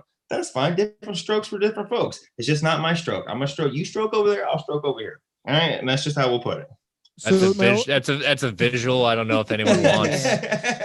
That's the Nathan vision. I was gonna ask you, Nathan, what do you do then for the next crossover happens? And I know it's easy, you could just ask one of us, Sure. but what is your plan for to skip over to get anything? Do you watch a YouTube 10-minute, like this is everything you need to know about Thor: Love and Thunder, or what do you do in that situation? Because I don't think you're alone. I think if the comic book franchise with Marvel, DC, and other ones continue to grow and we get more of them, you will get people picking and choosing. It's not like back in the day where it's like, we only have one this year. It's only Spider-Man 2. That's all we got. We're all going to go see it. It's like, well, I can skip this one. I have friends that do the same thing of like, I don't need to see Shazam. I don't need to see whatever it is. Right? I will tell you that because like I said, I'm as Chris, like I am not opposed to spoilers. Like if I hear spoilers, it's not like, oh God, it ruins my day, because I'm still gonna want to see how we got to that point or see whatever happened. But to your point, when they were pushing Captain Marvel and they were like, you gotta say it for Endgame, like for some reason I knew you didn't have to see it. And I didn't go see it, and I saw it. I only seen Captain Marvel twice, and that was after since home release. But I heard the Cliff Notes version of like what I needed to know. Okay, so she got here in the 90s. Cat scratched out fucking Fury's eye with whatever. That's a story on its own. Tesseract ended up in the thing, and Fury came up with the Avenger Initiative because he saw her call something. Got it. Let's go. She got to Earth at the end because they paged. He gave her the weird pager. That's all I need to know. Same thing will happen with Love and Thunder. If Natalie Portman ends up with the hammer and Thor's out there with the one arm, or whatever, he's unworthy out there, and she's out there swinging. All I need to know going into the next movie is, okay, Lady Thor's coming in. The Odin son's out there sulking because he lost his arm or whatever. All right, let's go. That's all I need to know. And if like in the old phase, if an Infinity Stone showed up, whatever, I got it. I got what I need to know. Let's go. Yeah, that was kind of my point. I saw it last week that people always bring up that they're so worried about these shows, like, oh, there's going to be so much homework. But I think that for the most part, you'll still be able to watch the big events or big films, and they'll even still fill you in on the most important stuff, right? Like knowing who Captain Marvel was good for Endgame, but you really didn't need to know because she wasn't that vital. She had vital scenes, but it wasn't like her story really connected. It was just like, no, she's another weapon the Avengers can use. You didn't need to know about her relationship with the Rambos or anything like that. So I agree, but no, I was just curious because people bring up all the time of like, well, there are all these shows, but I think if you want to skip Moon Knight, it's not going to affect you when you go see the X-Men movie or X-Men versus Avengers for the most part. Until you see Avengers After Dark, and then that shit'll get crazy when we got Moon Knight and Ghost Rider and all these guys. That's gonna get real adult. It's gonna be TVMA on Disney+. I was worried what he was referring to when he said Avengers After Dark. I didn't know where we were. No. But anyways, for the Chris Pratt thing, I'm not surprised because Vin Diesel, who just is like a selfish guy, he loves to let things slip. And during the Bloodshot press tour, because no one was talking about Bloodshot, he was like, yeah, we might be in Thor. Oh, I wasn't supposed to say that. He knew exactly what he was doing. He was just trying to get people to talk about Vin Diesel. So I'm not surprised. I've had this theory since Comic-Con when they announced all that, because everyone was super bummed that they're not doing as Guardians of the Galaxy, and they're not. They may do that eventually, but what's going to happen is the first 20 minutes of this movie will be them in space, him and the Guardians. You'll get some back and forth, and then Thor will hear someone is back on Earth, Midgard, with his hammer, and what is going on, and he's going back. That's it. You'll have some fun. Maybe there's an end credit scene where he reunites with them, but they are not going to be in this much. This is going to be maybe a week the most for all these people to go in there and shoot. I don't think it's going to be that much. There won't be, oh, this is where Gamora is. Maybe you'll get a little thing of that's where the Guardians go next, but I think it's the first 20 minutes tops, and then they drop Thor off at Earth, and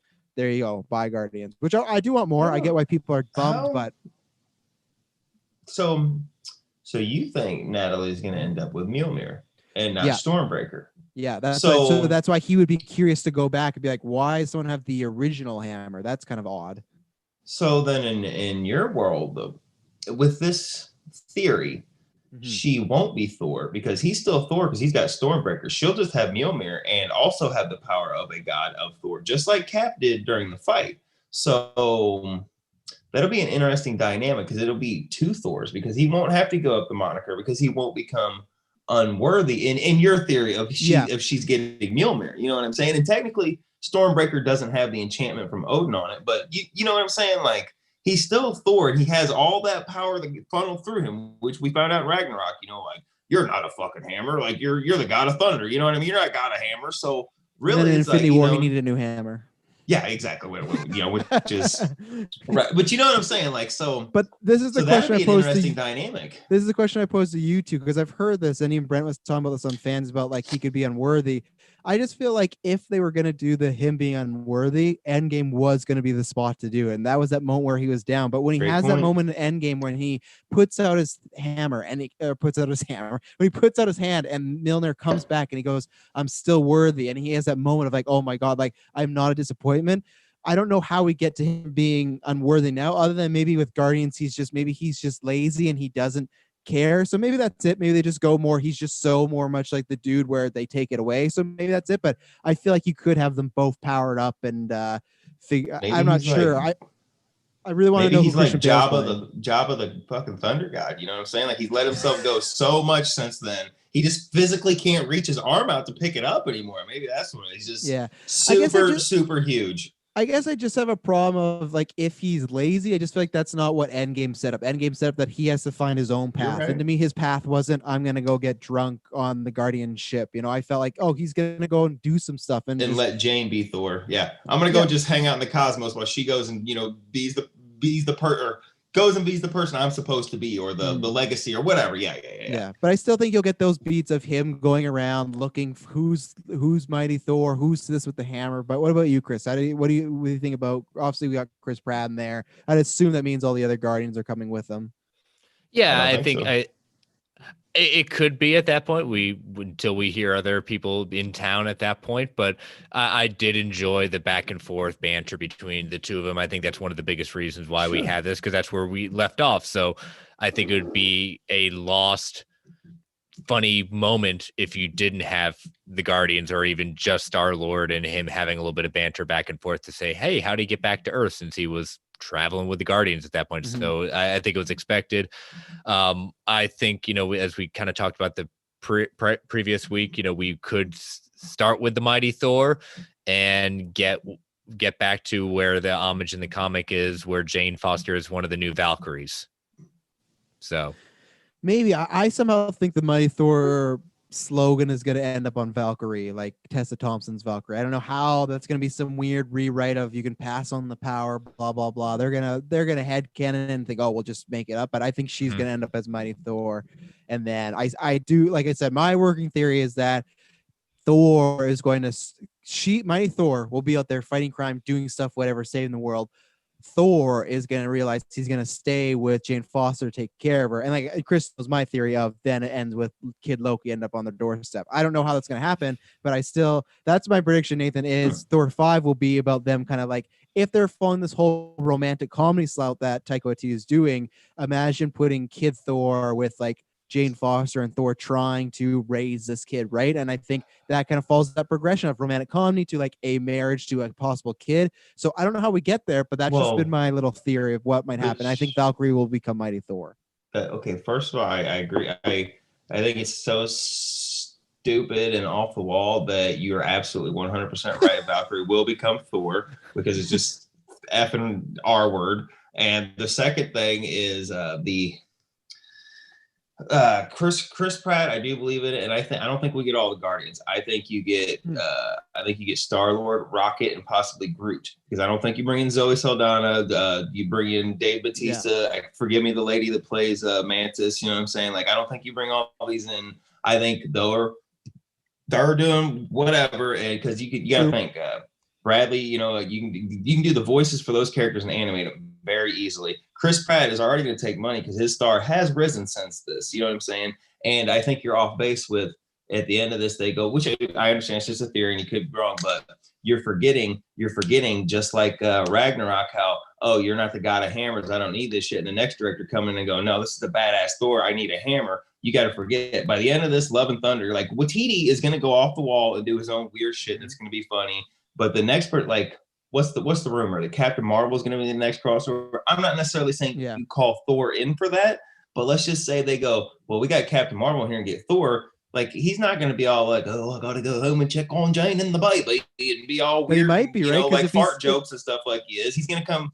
No, I'm not saying it's going to be the exact, but you know what I'm saying? Like, he's going to come in and they're going to be like, no, we're not calling Thor because we want parenting advice. Like, he's going to come in and be Thor, and then I don't know. He can still be Thor. He can still be Thor. I'm not saying he'd give his powers, but I think most of his power, most of his attention will be to Jane. Because I wonder what they do with Jane. I feel like unless they just kill her, but I don't think Lady Sif is still out there, and Lady Sif and him have been in the comics numerous times together and created what's his daughter's name in the next Avengers movie and in the next Avenger comic they're in. What's Thor, Varen or something? I don't know. She got Thor's old sword and shit. Yeah, it's in like, and Lady Sif and him, that was their child. So you gotta forget, she's the one character because Jamie Alexander couldn't come back. She was filming that Blind Spot. So Waititi didn't just get to kill her off along with everybody else from the first two movies. So she's still out there.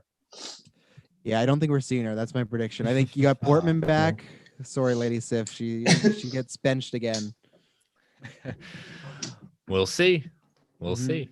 So they dragged this out way longer than we're supposed to. I'm sorry, guys. I don't have a problem with that. I have absolutely no problem with that. We have some kind of back-to-back Hawkeye news. One small, and one kind of a big possible spoiler at that point.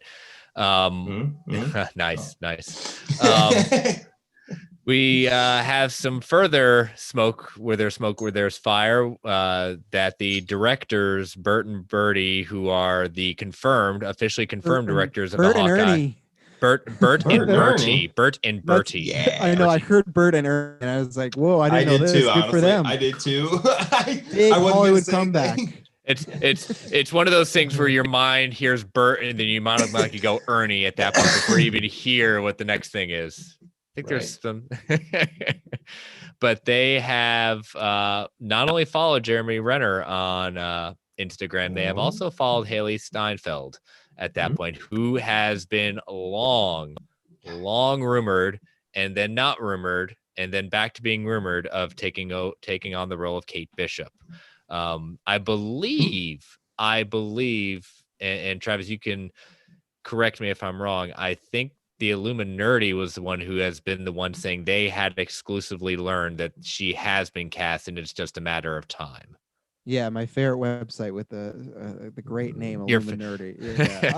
But again, why would they follow someone on Instagram if it wasn't? No, it's happening. It's like I said last week, and maybe I'll add this in. The two worst kept secrets in the MCU are the Thunderbolts are coming. That's all been spoiled pretty much. And two, Haley Steinfeld's been Kate Bishop for like 3 years now, but they've just never confirmed it. And I think there was a time though it did sound like her contracts and stuff with Apple and stuff were going to get in the way. So I think that's why it's never been confirmed, because I think for a while, we have her, we don't have her, we have her again. So I think they don't want to say anything till she is on the lot filming something. It's like, we have you now. But even then, you never know. Like that actress that filmed as Tony Stark's daughter, she thought she was going to be Endgame, and she's just a Blu-ray special, right? But you would safe to assume that if Haley Steinfeld is there with a bow and costume, okay, we have her. Let's announce her before a set photo comes out. But they've been very strange to, and like I've said this recently, they've been very strange to confirm stuff. Like even Christian Bale is supposedly flown out to Sydney to go shoot Oh, the Ragnarok, yeah. and they still or Thor: Love and Thunder, but they still won't confirm it. They won't even say a word. It's just like if he's flying there and he's staying with the rest of the cast, unless he's just having a good time with them, clearly he's in this movie. So just come out and say, you don't got to tell us who he's playing, but just confirm it. But it's that weird thing nowadays that when Hollywood Reporter and Deadline put something out, I feel like some studios just feel like, oh, that's enough for like they confirmed it for us. But it's like you still need a press release, and I still appreciate that with Star Wars. Like Taika was rumored for a while, and then they put it out on their website. You know, it's like, okay, this is confirmed, until they have creative differences and they drop out and it never happens, which will probably happen in the future. But I would like Marvel to start doing the same of like this is back and forth of oh, they're kind of not, and she'll be in it, and I'm very excited for it. Yeah. But our much bigger story is a new casting sheet that Murphy's Multiverse has picked up on, that they are actively looking for a middle-aged Chinese audiologist who works in a rundown building and is off the books. So we know Wait. that That sounds like they're looking for, not like for the role. Like that sounds like the casting call. Like we're looking for someone to come in who's a rundown audiologist to take. Like, whoa, Someone need a job. I got you. Yeah, someone looking for something. But we know that a big part of this is being modeled after, based on Matt Fraction's run of Hawkeye at this point. But this could be going down to pass that at some point, spoiler alert, Clint is going to lose his hearing, or substantially lose his hearing, as it happened in the comics back in the 80s, and also brought back into Infraction's run. Yeah. Or we've also know that Echo supposedly is going to be a big part of the show, so it could be something to serve for in relation to Echo's character. I'm this thing where I've been saying this for a while. I feel more confident than the Vision thing that this is Hawkeye's swan song. Like I think this is Jeremy Renner's goodbye. So that's why I've only been my thing of I don't know why they would need to make him deaf. And that it could be in the show, it could be a vital part, but in Fraction they made him deaf, and then there was a lot more story after that. Yes. I don't know if it's necessary to do if he is going out, and maybe I'm wrong. Maybe he's not going out. What maybe if he's going to Kate's stick around. deaf? They could what do if that. Kate's deaf just to, especially. But then is it too much like Echo to have these two characters that are new and both have this like similar kind of vibe? Unless Echo teaches Kate how to hone the power, and even if they're the same age, like what I'm saying, like she teaches or he teaches the tech. You know what I'm saying? Like especially with the way. You know what I mean? More. It just would, making her a main character with hearing impairment, like that would, because if she's taking the mantle of Hawkeye, as we all suspect, like why else you put her in there? Why, like you said, I agree. This is Jeremy Renner's swan song. Like she's gonna be a main player. You know what I'm saying? So maybe it is like I said, for people who are hard of hearing or hearing impaired or born without hearing. You know what I mean? Like. I mean, what if it's a decoy? Like you guys think from the Fraction run, you go, oh, well, Hawkeye's deaf. You know what I mean? Like right now you're going, oh, Hawkeye's deaf. But what if they throw you that little bit of a curve and they go, well, in the MCU, he's not deaf, but he leads her to the right person. You know what I'm saying? And she's deaf in this, and she's still young and has to deal with this and adapt and grow with it. Could be. They switch stuff all like that all the time. So I don't think you're wrong. I think they will go with the original Fraction he'll get deaf just because they've even the logo's the exact same. But I'm interested. Clearly they have something to do with this. Like it's not just they're not just looking for this role for no reason. So no, and again, it's like you had pointed out, Nathan. It's giving more representation to a different part of the audience that is not representative that well in many things at that point. And so it'll definitely be something that will be interesting to see as it plays out. So, but as we said, we'll wait and see what comes from that. Wait. Do you think, this is kind of a sidebar and a side question, but do you think Renner and Disney have come to a mutual agreement that this is going to be his swan song and let's part ways now? Or is this a look, we're going to kind of write you out and be done? Or is it like we've run to the story? You know what I'm saying? Because there's been some some personal. His name's been dragged through the mud the last 2 years. Now, granted, it's been by his ex-wife and whose spouse. People fight, you know what I'm saying? Like, but I'm just saying, there's been some pretty rough allegations, one way or the other. None have been substantiated. It's all just allegations. But you think this is more of like a, hey, let's part on good terms before some bad things, or we're just out of story for you, or like a runner? We know in Age of Ultron, and like he was like, you could kill me right here the whole time, like I could die of this scene. Like, do you think this is finally them just being like, all right, runner, like we're gonna let you out of here? He's pushing forward, or like, what do you guys think? Just wild speculation, one way or the other.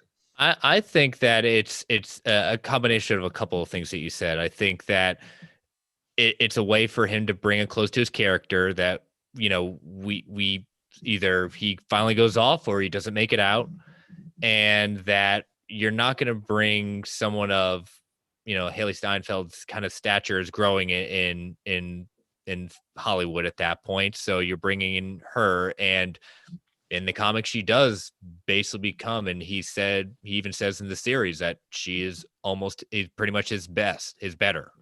And so I think this is a baton passing. I think that either he dies or he officially finally retires and goes off into the sunset. But I don't studio or actor. I think story driven. I think it's story and I think it's all three. I think they all. Okay. I think he gets what he wants by going out in his terms, in the sense of he gets to bring it close to the character that many people, you know, don't really think he's a joke at that point. Discount Arrow, you know, at that point, which he's not. He gets called Discount Batman. You know what I'm saying? So like, that's rough.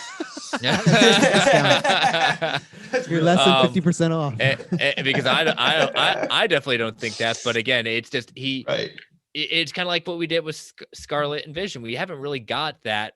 You know, it's her reacting to things that are going on around her. We haven't gotten some focus. Now we finally get a focus on her, just like we're finally getting a focus on them. Whether you care about these characters or not, I definitely want to see what happens, because we don't know, and we know that they're going to go into the whole Ronin, like what happened during that time. All we got was a little scene in Endgame. I want to know what really happened during that time, and they said that we're going to find out a little bit more about his Ronin personality. Yakuza down, or whatever that crime organization was. Boy, he was just cutting right through them guys. Travis in the chat is saying no Arrow slander. Oh, damn! I knew it. I knew he heard it. He heard us talking about Arrow, and he came back into the chat. Right, he just flew into the chat. He's just mad there's going to be a season of Hawkeye, not a season of Arrow. You know, damn! Mega shots fired. I think that the personal stuff is, I kind of agree with you. It's very tough that anytime it is a ex of somebody, because you never know, are these for whatever sex, whatever it is, you don't know if these are substantial or somebody is just mad, jealous, wants to get back, and that's the easiest way, right? I think the good thing with him is, unlike what we've seen with the Amber Heard and Johnny Depp thing, before they went to court, there was like a lot of public smearing of each other. Apparently. Yeah, but with Renner, what he did was he just had his lawyer put out something, say, hey, these aren't true, and we'll be taking this to court, and that's all they said about it. And it was very smart. It wasn't that both Heard and Depp both went in public, like, well, they did this. Renner was, whether he did anything or not, him and his team went, just put out this, and that's it, and then we'll move forward and we'll talk about later. There's not been much of that since, and I also think that, as you just saw what happened with Depp, I think the mouse. I think they could have easily waited. And said, we may do Hawkeye, but we're not going to announce it now. We could do that in phase 5. We don't have to do that phase 4. Phase 4 is stacked. They have 10 projects, and I think there's even 11 or 12 now once they added She-Hulk and Moon Knight. So there's like over double digits of project. If they would have said, we're going to wait a little bit for Hawkeye, it wouldn't have destroyed this phase. So I think they know enough of the story, or have enough proof to say, no, we're pretty fine with Renner. And especially, it's not like if he was in a movie, then I'd say, oh yeah, they could just quickly kill him off. For them to still give him his whole series that will likely be at least 6 episodes, I think they've seen enough from many things that might know. I'm not trying to discount because we don't know, but I think from their point of view, they've probably seen like, and I don't think this is anything we need to worry about. I think this might just be somebody that's trying to make a muck. So, and as far as the action, like I said, I don't think that's the issue. As far as the actual reason, I think it's just that, not many people love the character, but me and Chris have talked about this before. I don't think he will be.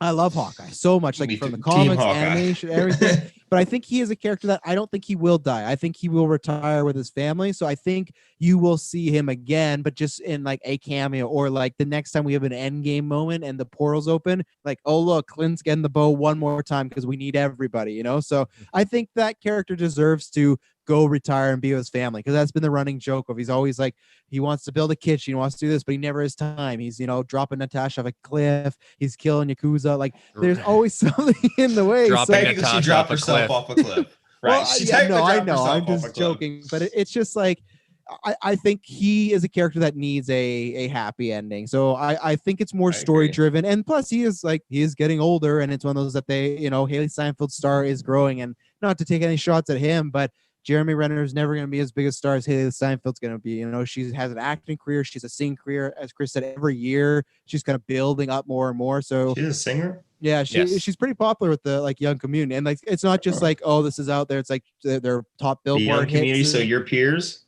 No, now I say young community is like the 16. Hello, like my fellow young sister's age. people. I listen to a lot of Haley Steinfeld, so I guess I'm there. But Okay. no, she has like Right. top Billboard stuff. So it's like this thing, even if her acting crew into shit, she'd be fine in music. So I think it's just Right. more of a good get for them too. So yeah, I think more story. Okay. So you think it is basically all story and character driven, like you said, kind of like they want to almost like let him ride off in the sunset. Let's let him Yeah. have his happy ending and raise his 3 kids and yeah, all that. Let him have his farm. What is Travis Hines talking about in the chat? He says, I'm repairing a PS4 controller and we have 8 seasons of Arrows now. I don't know about the PS4 controller. I know you have 8 seasons of Arrow. I don't know what you're talking about your PS4 PS4 controller is me because I said his ears tingled and he flew over here to turn it on because he heard Arrow Oh, slander. right. 'Cause Yeah. I guess- thought he was yeah, that it's- mad. I thought he was still that mad about Arrow. It's like, yeah. Well, and then he is. And then he's trying to shoot back at you because you said there's no Arrow and he's got 8 seasons. So Hawkeye's only getting 1. I get it. I speak 57. I can decode. Yeah, I get it. Yeah, you're just jealous. They're never gonna have that, you know, nice Disney Plus budget. You know, they're gonna be stuck on this God. island, and it's just, Oh, the, God. it's just the God. backyard There of we go. someone's Cue- cue- lot. cue- And, Here cue we and the go. Jim Oliver, Cue the Jim Here Carrey we meme. go. Oh boy, here we and go. Oliver and Deathstroke are just running around the same land of plot for an entire season. You I- know, it's fine. Hines, you're gonna have to admit that no matter what, Jeremy Renner will not be wearing an atrocious fake beard like Stephen Amell was in season 1 on that island. 'Cause, oh boy, that stick-on beard. Oh, I'm glad they got more in their beard budget as the seasons went on. That is definitely true. They got a beard budget. Yeah. All right. Well, our last stories. I don't know how to transition appropriately from that, but Me either. our last stories are just a last few quick hits, production updates for Loki, Miss Marvel, and Moon Knight. This is all coming from an interview that Executive Vice President of Marvel Studios, Victoria Alonso, gave to the, I think maybe magazine called Clarin or blog called Clarin, talking about first with Loki, that she was very specific, saying that she said the shooting for Tom Hiddleston's Loki would last at least another 4 to 5 weeks. Also explained that when the pandemic first hit, productions like Shang-Chi and the Ten Rings filming had to stop for at least 30 to 40 days before they could resume again. She said, according to her, shooting for Loki should be finished by December, leaving Miss Marvel and Hawkeye to be the only shows by that time to be in production.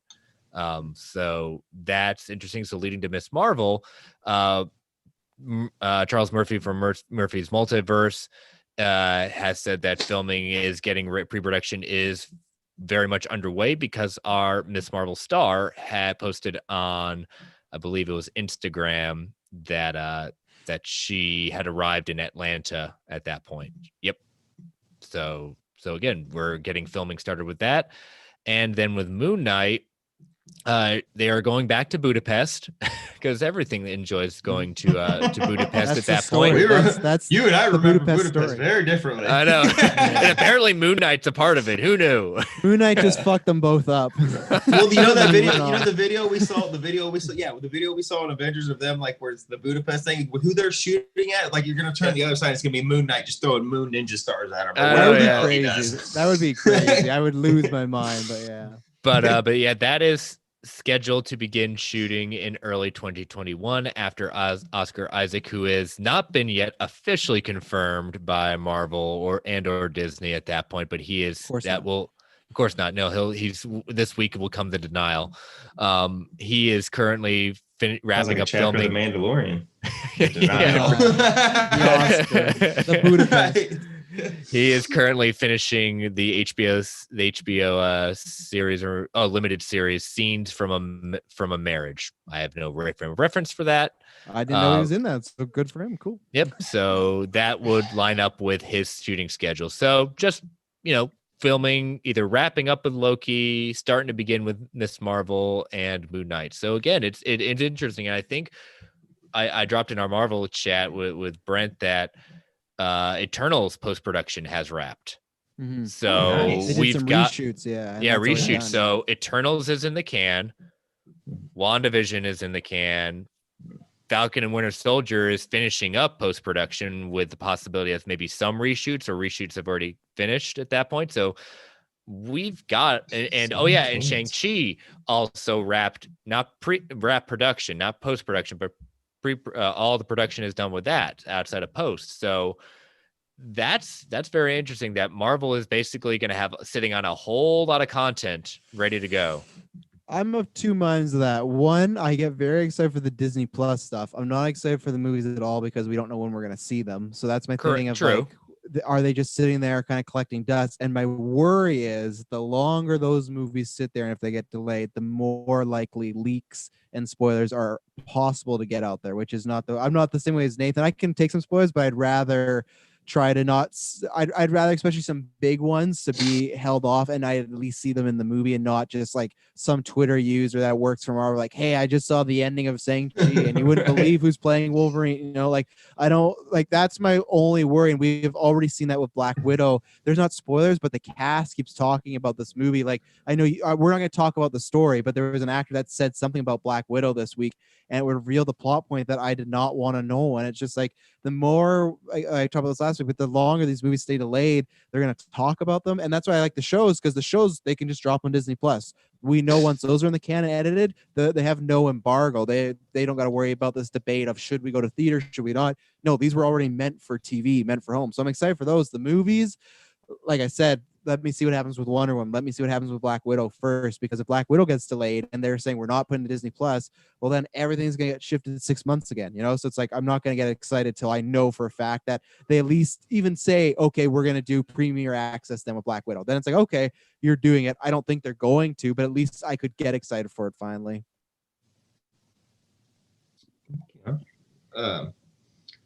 Two things with that. To see.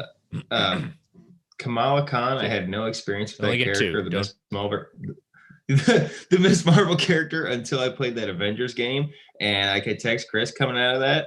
Like, if that's the character and that's how they do this series, I'm gonna really enjoy it, because I really liked the character from that game. I thought they did a great job storytelling wise.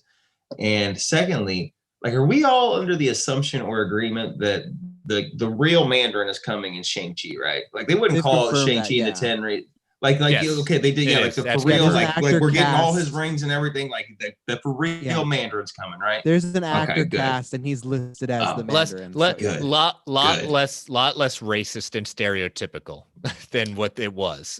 A lot less racist. Not the character, just the portrayal of the character. All right. I get what you're saying. I see what you're saying. But I was wondering, because like, my only experience from the Mandarin is from like the 90s Iron Man cartoon, but I'll be the first one to admit that I loved that effing show as a kid. So like, I always just thought he was kind of cool, like his big old flashy rings that look like these giant rubies. So like, if we can do that, like, I want to see, like, I just want to see a fit. Like, I want the motherfucker to look like Mr. T, just blinging out there. You know what I mean? With all his rings out there, just going to town on somebody. I think he will. I think they're gonna, because that is awesome. One thing that I think they blundered. Yeah, they would take it back. And it's some of that for me. I get the sons be like, no, like probably son. I don't mind Iron Man 3. Right. I don't mind the twist they did, but that was one where they did it and everyone was like, yeah, we shouldn't. Because right away they even did that one shot of confirming there's a real Mandarin. So I think if they could play that one over, they would have done it differently. So this is them kind of doing a make good, like, no, the Mandarin, like, he's real, like, here he is. And I think you'll get the full on comic book alien ancient Yes. rings and Yes. stuff. Like they're gonna, I think they're like gonna green do that. pale face and like like the real wispy mustache. Like I want it to look straighter from the 90s animated series. Like I want it to just look like said it no, looks it's straight from racist. that. Less I don't think you're racist. getting. I don't think you're getting the mustache. Damn it! Come on. Well, I'm telling you, that's my only experience, my only exposure with the character. Okay? You'll get his So, nice like, robes though. He has That's some what I sick want. robes, Yeah, like he those did robes his with the long sleeves. Rogue Game 100. Yeah, We know, right? 100%, Rogue yeah. Game 100. They'll- Maybe even they'll- long hair, but mustache not so much. Yeah, they got to be careful with that. They got to be really careful with that. Damn it, We- fine. they're- Well, Can no, it's not. No. Okay, wait a minute. While we're here, it's not racist. It's not racist if these guys do it because this production team is all like Asian and like so. So if they do it, it's not racist because it's like them doing it. Whatever. You know what I'm saying? That's I like me, don't that's think like me he'll do taking it, a yeah. film and putting a white character like a trailer trash and stuff. That's not me being racist. Being like you're a trailer. That's No, just me no. being like that's what I want to do for this. You know what I'm Well, saying? I know what you're saying. I'm just when I say like less stereotypical, less I racist, didn't even and think how about that, but was yeah, how you're it right. was I get it. done at that Right. point. I get it. I didn't even think of that aspect, but I understand. I get it now. Well, that's the news. We end on a very interesting note.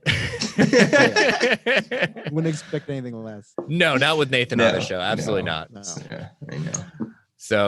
So you want to take our ad break before we head to our fact or fictions? Yeah, we'll do that right now. So we got one more coming up, and yeah, enjoy the ad. We'll be back in a second with last week's results, and then it's my turn. And if Nathan, if you have any off the spot, you can throw off too if you want. But Sure. so you I can will. think. I'll send you I will last. think. But, I will we'll be think. back right in a second. And we're back. So yeah, we had last week's. We had lots of them because Brent put in two. So let me just pull them up right now. All the results for the polls. Oh man. Okay, so here we go. So fact or fiction, in the MCU, you will have two films with two different rosters for the X-Men, and they will be titled X-Men Blue and X-Men Gold. Fact 13%, fiction 87%. So lots of people going with fiction. I think Nathan or Chris and I both went fiction on that. Nathan, what would you go on that? Would you go fact or fiction? I'm going fiction. I'm thinking they're going to want to build a singular team first before they work into any kind of split. I think the closest you'll get to that is you will get what's I say it all the time. What's the kid with the Wolverine? What was the Canadian team? The Alpha Flight. Alpha I think Flight, you might yeah. get Alpha Flight and the X-Men, and that'd be as close as you will get to two different mutant teams Mhm. Yeah. at first. The MCU's first X-Men will be titled The Uncanny X-Men. This one was a bit closer. Fact, 58%, 42 fiction. So yeah, I was fiction. I think, Chris, you were kind of back and forth, but I can't remember where you land. I think you were more fiction, right? I think I play the tape. I don't know. It's been a week. Yeah, I don't. Yeah, I think I'll stick with where I initially went with probably fact on that one, Uncanny, just to kind of it doesn't matter the acronym you put on in front of it, or the adjective you put in front of it. It says X-Men, it'll get the audience in. Can they work home into the title of it? Is there any way we Oh, can start God, working no. home into the titles? Because that, like X-Men, we had Spider-Man Homecoming, so like it's gonna be, X-Men, Home Next Door. Like I don't know. Like what are we gonna put I'm here? gonna take a line from the movie, the Ocean's movies at that point. You can't do the same thing. You got to do. They're gonna expect that. You got to do the new thing. Okay. I hate Okay. those home titles. X-Men. Tom Hiddleston and Loki will not be in Thor: Love and Thunder, but will appear in Doctor Strange in the Multiverse of Madness. Fact 63%, 37% fiction. I was agreement there. I think he won't be in the Thor, but I think he's for sure gonna be in Doctor Strange. What he's doing, I don't know, but I think he'll be there. I would agree. yeah, go ahead. I would agree. I agree that same thing. Not in Thor, but in Doctor Strange. In the next 7 years, a new animated series on Disney Plus will be called Marvel Team Up. It will not be canon, but introduce characters to a new generation and with our established villains and heroes.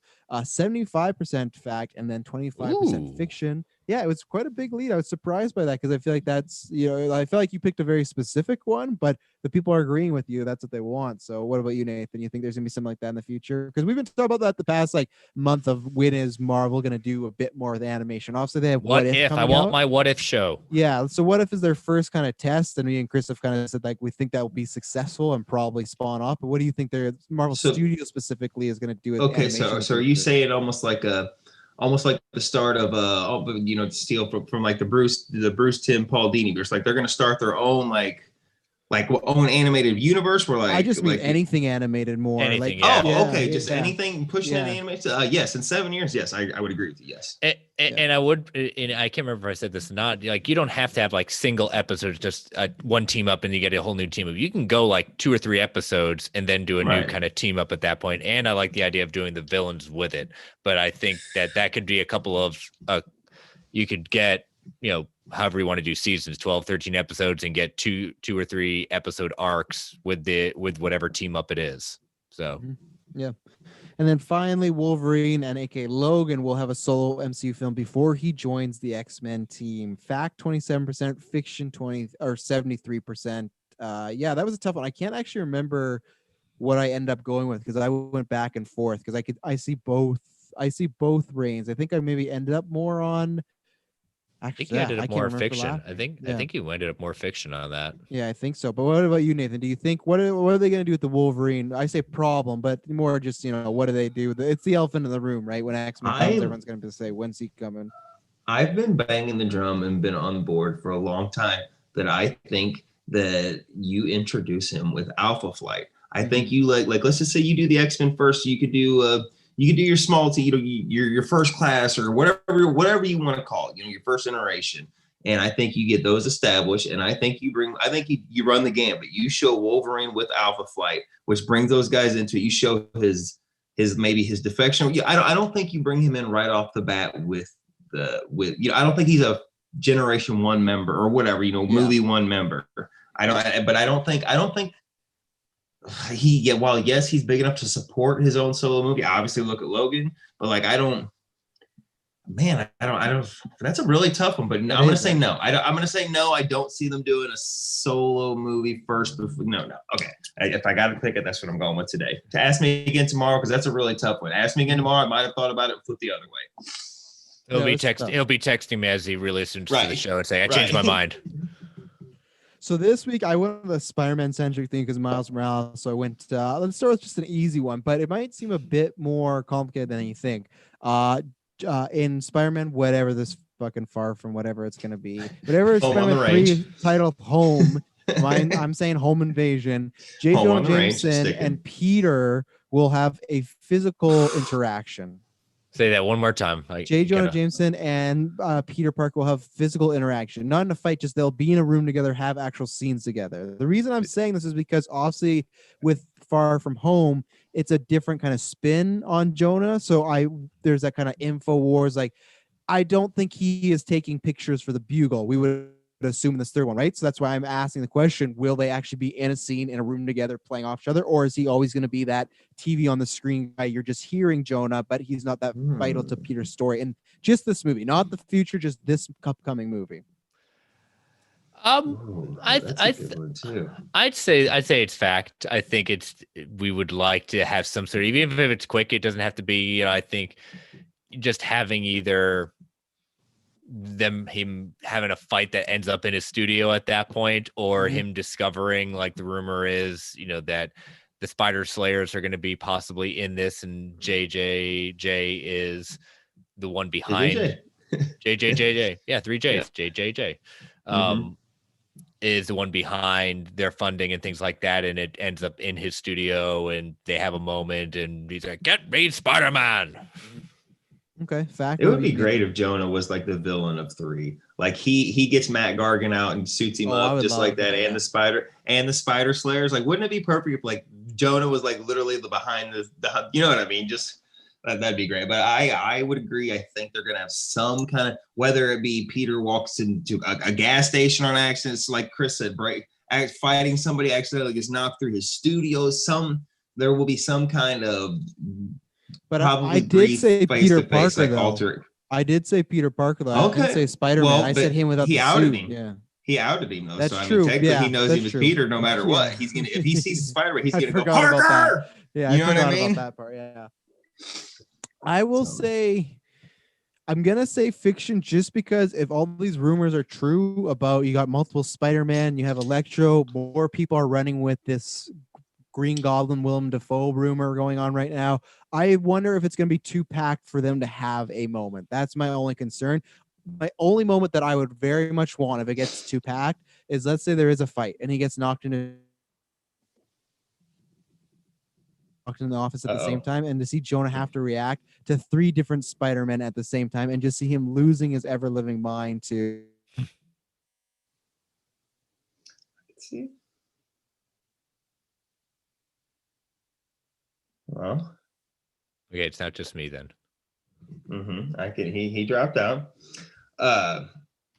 Well, while I can't hear him, there we go. Am I back? Did I? Yep, There you're we back. go. Got me. Okay. He jiggled the wire. He jiggled the wire. Could you guys. hear Got me it. while I was gone, or was I just a blank screen? You went You were blank. just frozen like Okay, this. so my You were pitch, striking a pose. my pitch was that Spider-Man Tom Holland gets thrown in the J. Jonah's office, and then all the other Spider-Man get thrown in as well. And to see that moment of Jonah having to react, all 3 Spider-Man in That's his cool. office, he'd be losing his mind. So I think if there's a fact, it's going to be that. But I'm going to say fiction just because I think it's going to be a busy film, and they might save that for the future. And I don't know. I want it to happen because I like the new version of maybe.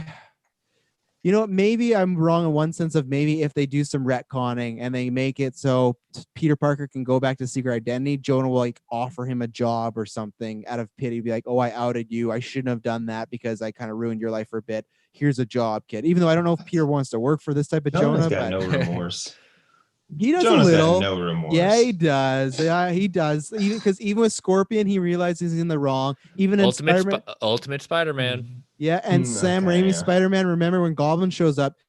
He says, "Who gives you those pictures for Spider-Man?" It's He true. doesn't give Peter Parker up. He says he sends them in the mail. So that's the thing about Jonah. He always has like Yeah, a but tiny heart. that's you don't He's get like your the reporter. You Grinch. don't give up your source. You don't give up your source. Period. And that goes with photography. That goes with photography also. So that's journalistic. That's journalistic integrity. So I don't necessarily count that as him having any kind. He don't give a shit. It's Jonah. He just wants to ruin I people and think make he has money. that heart. He's like the Grinch. He has that small little heart. But my next one is, I'm not going to say it'll be out, but a Spider-Gwen live action film will be announced in the next 5 years. So I'm not saying it has to be out in the next 5 years, but it will be announced whether it's a Sony thing, whether it's a Sony MCU thing. They will be doing that character in live action.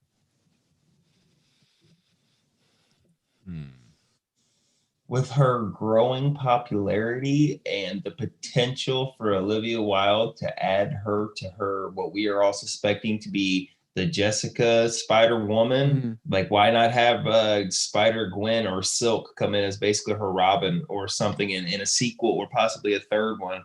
So I would, so her own live action film or an appearance in live action? I'll say her own live action. Well, let's go with appearance. Let's go with that. Let's go with appearance. I'm going to say yes. Yeah. If you're saying appearance, I'm going to say yeah, yes. we'll go with appearance. Yeah, it'd be interesting because we've got the Spider-Woman with Olivia Wilde rumor. We've also now got the Silk rumor of I can't remember a show or a movie. Travis, do you remember what they said about that? It was a show, which was Yeah, a very show. strange, but they were doing a Silk series. So yeah. So it's almost like how the audience might say, how many times are we going to ring this bell before it comes Just off ring as me. kind of gimmicky? Even though I think all 3 of those characters are very different, and I think bring their own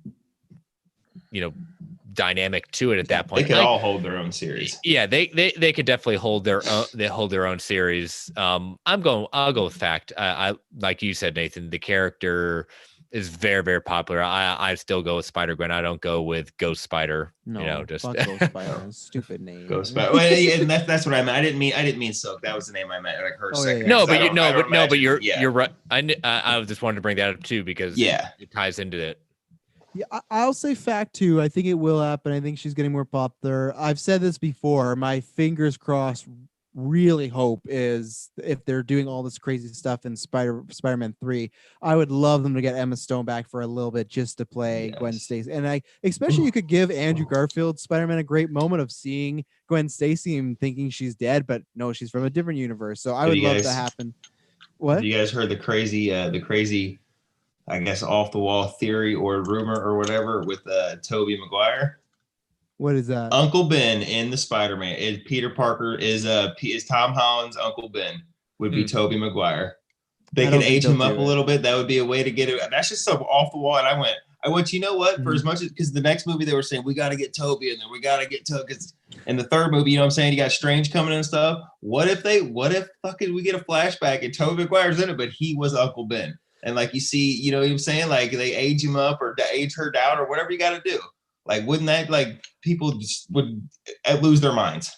I think in a negative way though, because unless they don't do any of the Spider-Verse stuff, but if they did a Spider-Verse where they're bringing a bunch of other Spider people, but they're like, no, we brought Toby back just to be Uncle Ben, people will be pissed. Okay, you're right. They want to see Pizza Time. They want to see Toby's Spider-Man, and I would have liked that before if it was we weren't doing Spider-Verse. Yeah, oh, of course, bring that through the portal. That'd be great. I want to see the dance. That's all I want to see is the dance come out. He'll beat everybody. But so here's my last one, because this one's a bit interesting because we don't know what's happening with the character. We don't know if they'll do this. They did this in a movie. It did very poorly. So in the MCU, Tom Holland will eventually become the black suited Spider-Man.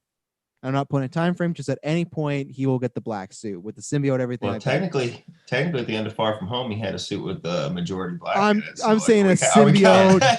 He's beating old lady with sticks to get cranberry sauce. Like he's having symbiote or symbiote. It's definitely a symbiote. We're gonna go both. I'm gonna say yes, because again, that is a storyline that everyone just wants to see everyone's take on at some point or another. You know, Raimi got Dark pushed. Phoenix, where it's been done poorly. That it's been poorly once. We haven't tried to re-ring the bell, but other times at that point, you know, Venom is still stinky. But they didn't try to do the black suit thing. They just brought the symbiote. I feel like there's enough people so would you take Venom's symbiote and put that on Tom Holland's? Because I feel like that symbiote wouldn't make him all evil and like it doesn't do that right? It doesn't do that to Tom Hardy's Venom. Correct. Again, you can I wouldn't say retcon it, but you can find some way for it to happen. Either spawning. Look at the Venom run. War. Carnage spawns off. Anti-Venom spawns off. Why can't regular Venom spawn into another, basically twin version of himself? You know what I mean? That's the only way I could see it, because anytime people have pitched that it would be that's how Eddie and him meet is because his symbiote goes off and goes to Tom. It's like that, or goes to Holland. And it's never really made sense to me, because that guy is like, that Venom is like, I'm a loser. I suck at. Well, wait a minute. My counter to that would be that, you know, Eddie has absolutely no powers necessarily. This is now a Peter Parker has abilities, has powers. What does that do? The symbiote might say, hey, I'm attracted to this power. I want to, you know, I sense something better. Take a cue from that phenomenal Venom run with Donny Cates. What is it in like volume 2, where Eddie and the symbiote have got a problem, and the symbiote leaves him straight up. Leaves him. You could have Eddie and the symbiote come to a disagreement, and the symbiote is basically like walking in the rain with its head down, you know, like looking for love, and finds Spider-Man.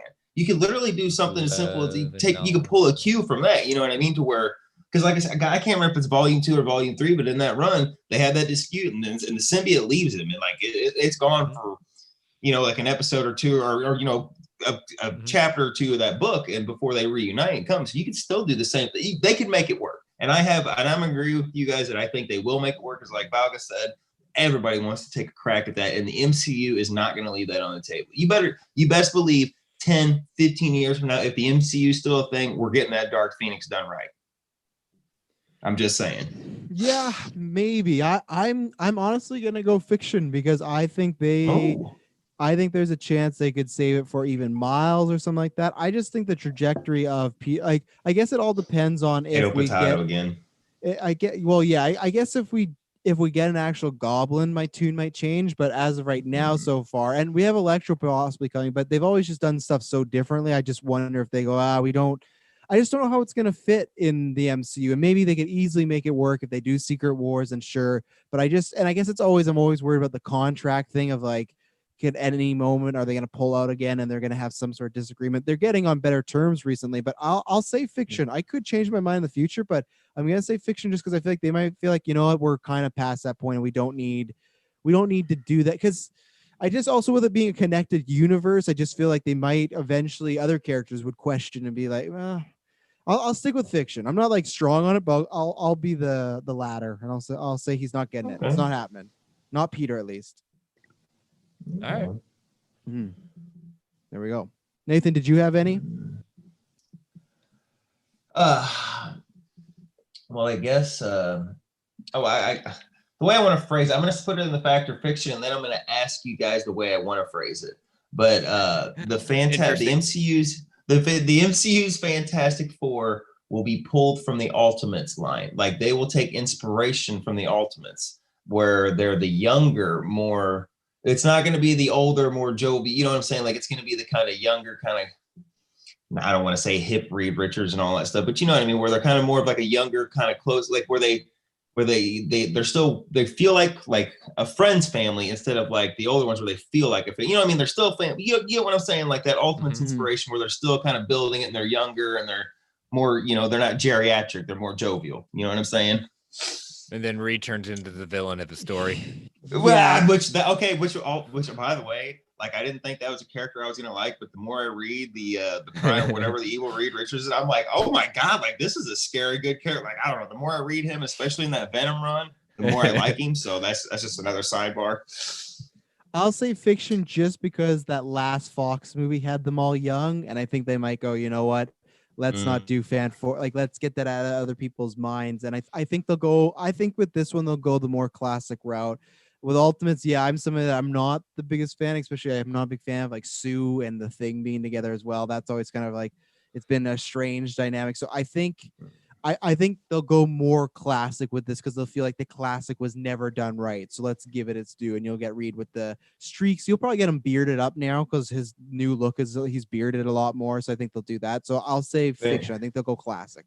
The animated series Fantastic Four, World's Greatest Heroes. Reed was still younger. They kind of ran the Ultimates line, but he still had the white. So you could still technically do the Rogue. Okay, but the way I wanted to ask you, what do you prefer? Do you guys want the more seasoned team that's like, oh, we've been lost in a time shift since the 50s and here we are? Or do you want it to be like, maybe let's just say shits and giggles in the back of Spider-Man, like we hear on the TV that Von Doom Enterprises or whatever is launching a spaceship, you know, launching to go to the International Space Station, whatever. And then we come to find out in the Fantastic Four movie that we heard that's when the radiation hits them. Like they're basically brand new, like the Ultimates, you know what I mean? Like they're a young team that just happened to them. Or do you want it to be the time shift? You know what I mean? Like, oh, we've been here since the 50s, guys, but you didn't know us. We were hiding. We had to hide the Thing in the Human Torch.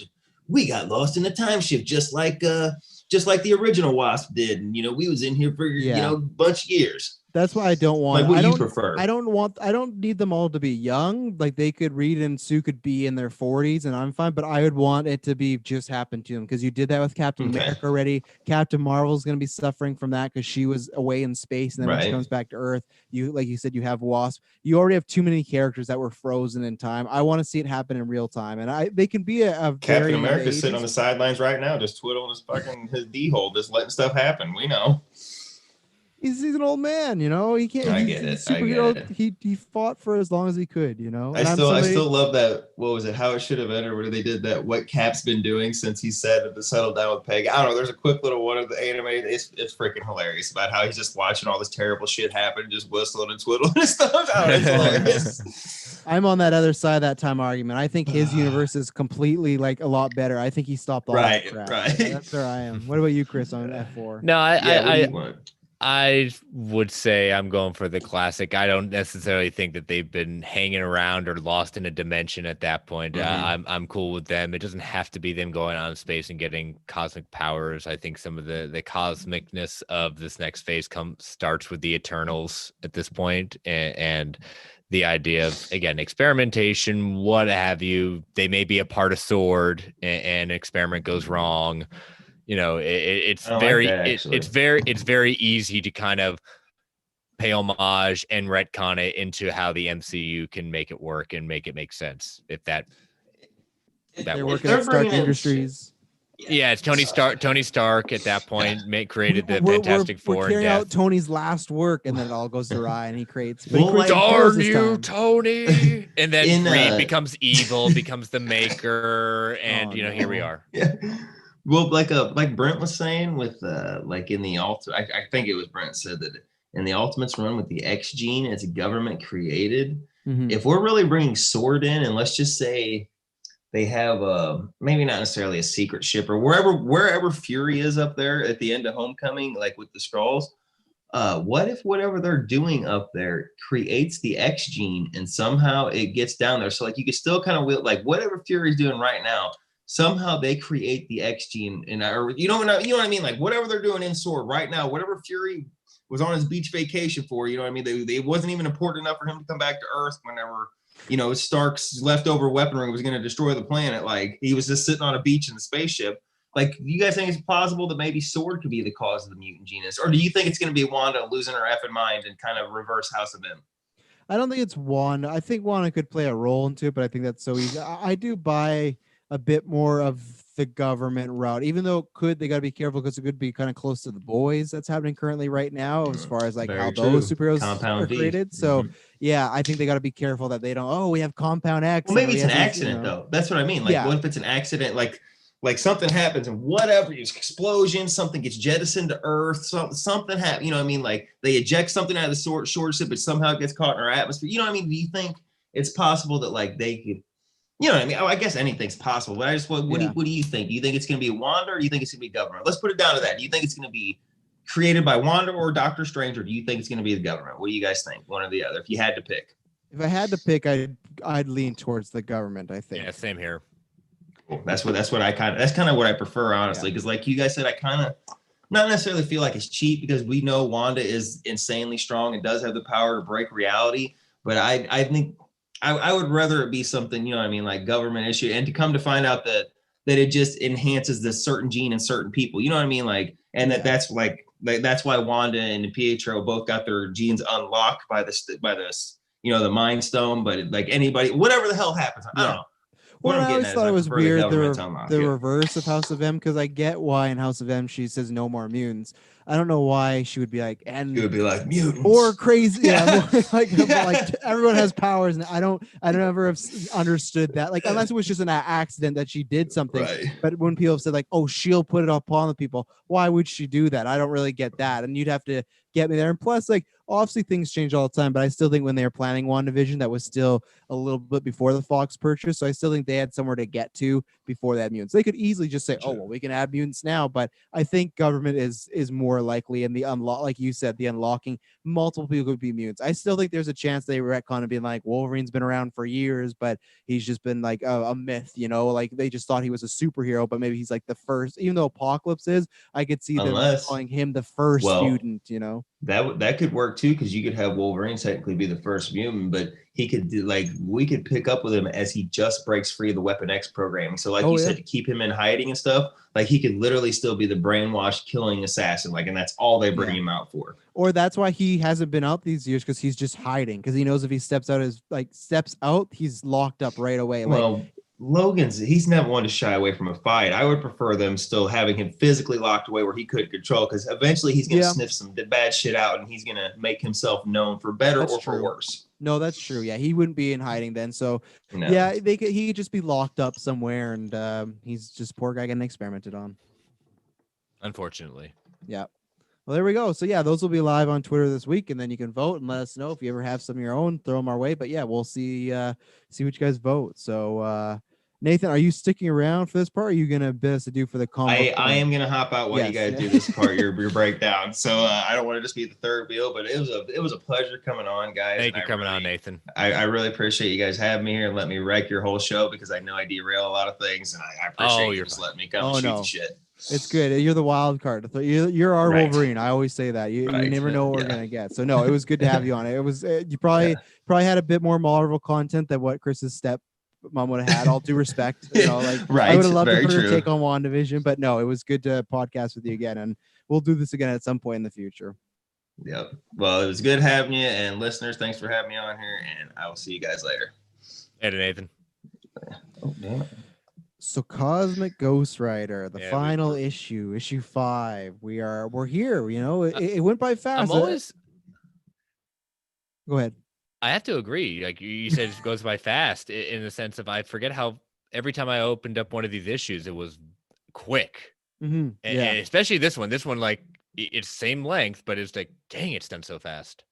I think that's my only complaint is I don't know if so I think that happens sometimes with comic books with the single issues, that sometimes they break the mold, right? But I feel for the most part, they kind of go with the average 22 pages. And I think sometimes that hurts and helps them as far as you can get out there quick, get out more issues, obviously. But sometimes it's like the story is too fast in those 22 issues. You needed a little bit more, or it's just they don't have enough. So that's they got to fill these 22 pages though. And I think this one, I still really like the issue. I think it's a good finale, but I think this could have been one as like this is the time where I wish like give and maybe they didn't have that, so that's fine. But even like a 30 page, it felt like it goes really quick from we get that interaction with Thanos to he drops off baby Thanos to this is my destiny and it's over. It's very quick for especially the last issue ending on such a cliffhanger of what's going to happen here. His fight with Thanos is relatively quick. You know, it's a 3 pages. I love it. The artwork, especially that one page where it's him saying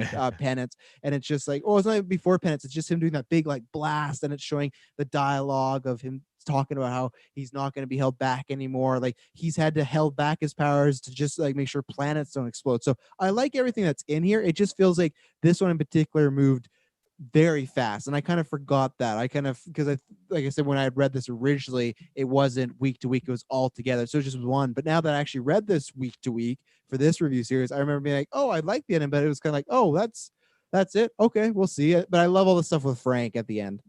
Yeah, and I like his talking to baby Thanos as he's fighting adult Thanos at that point, saying listen to me, no matter what happens, this isn't you. You don't have to be anything you don't want to be. You remember that? And Thanos goes, I don't understand. He said, you will or you won't. Either way, do me a favor.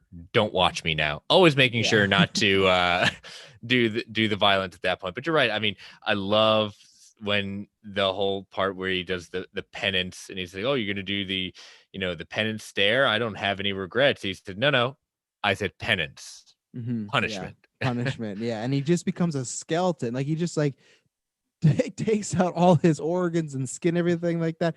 And it was good. I think it just that fight even could have been a little bit longer because Thanos really just kind of gets beat up most of the time. And Thanos, I know Cosmic Ghost Rider is very strong, but I just would have given him like a little more offense, especially that he was trained by Frank Castle. It just that's where it felt like a little quick.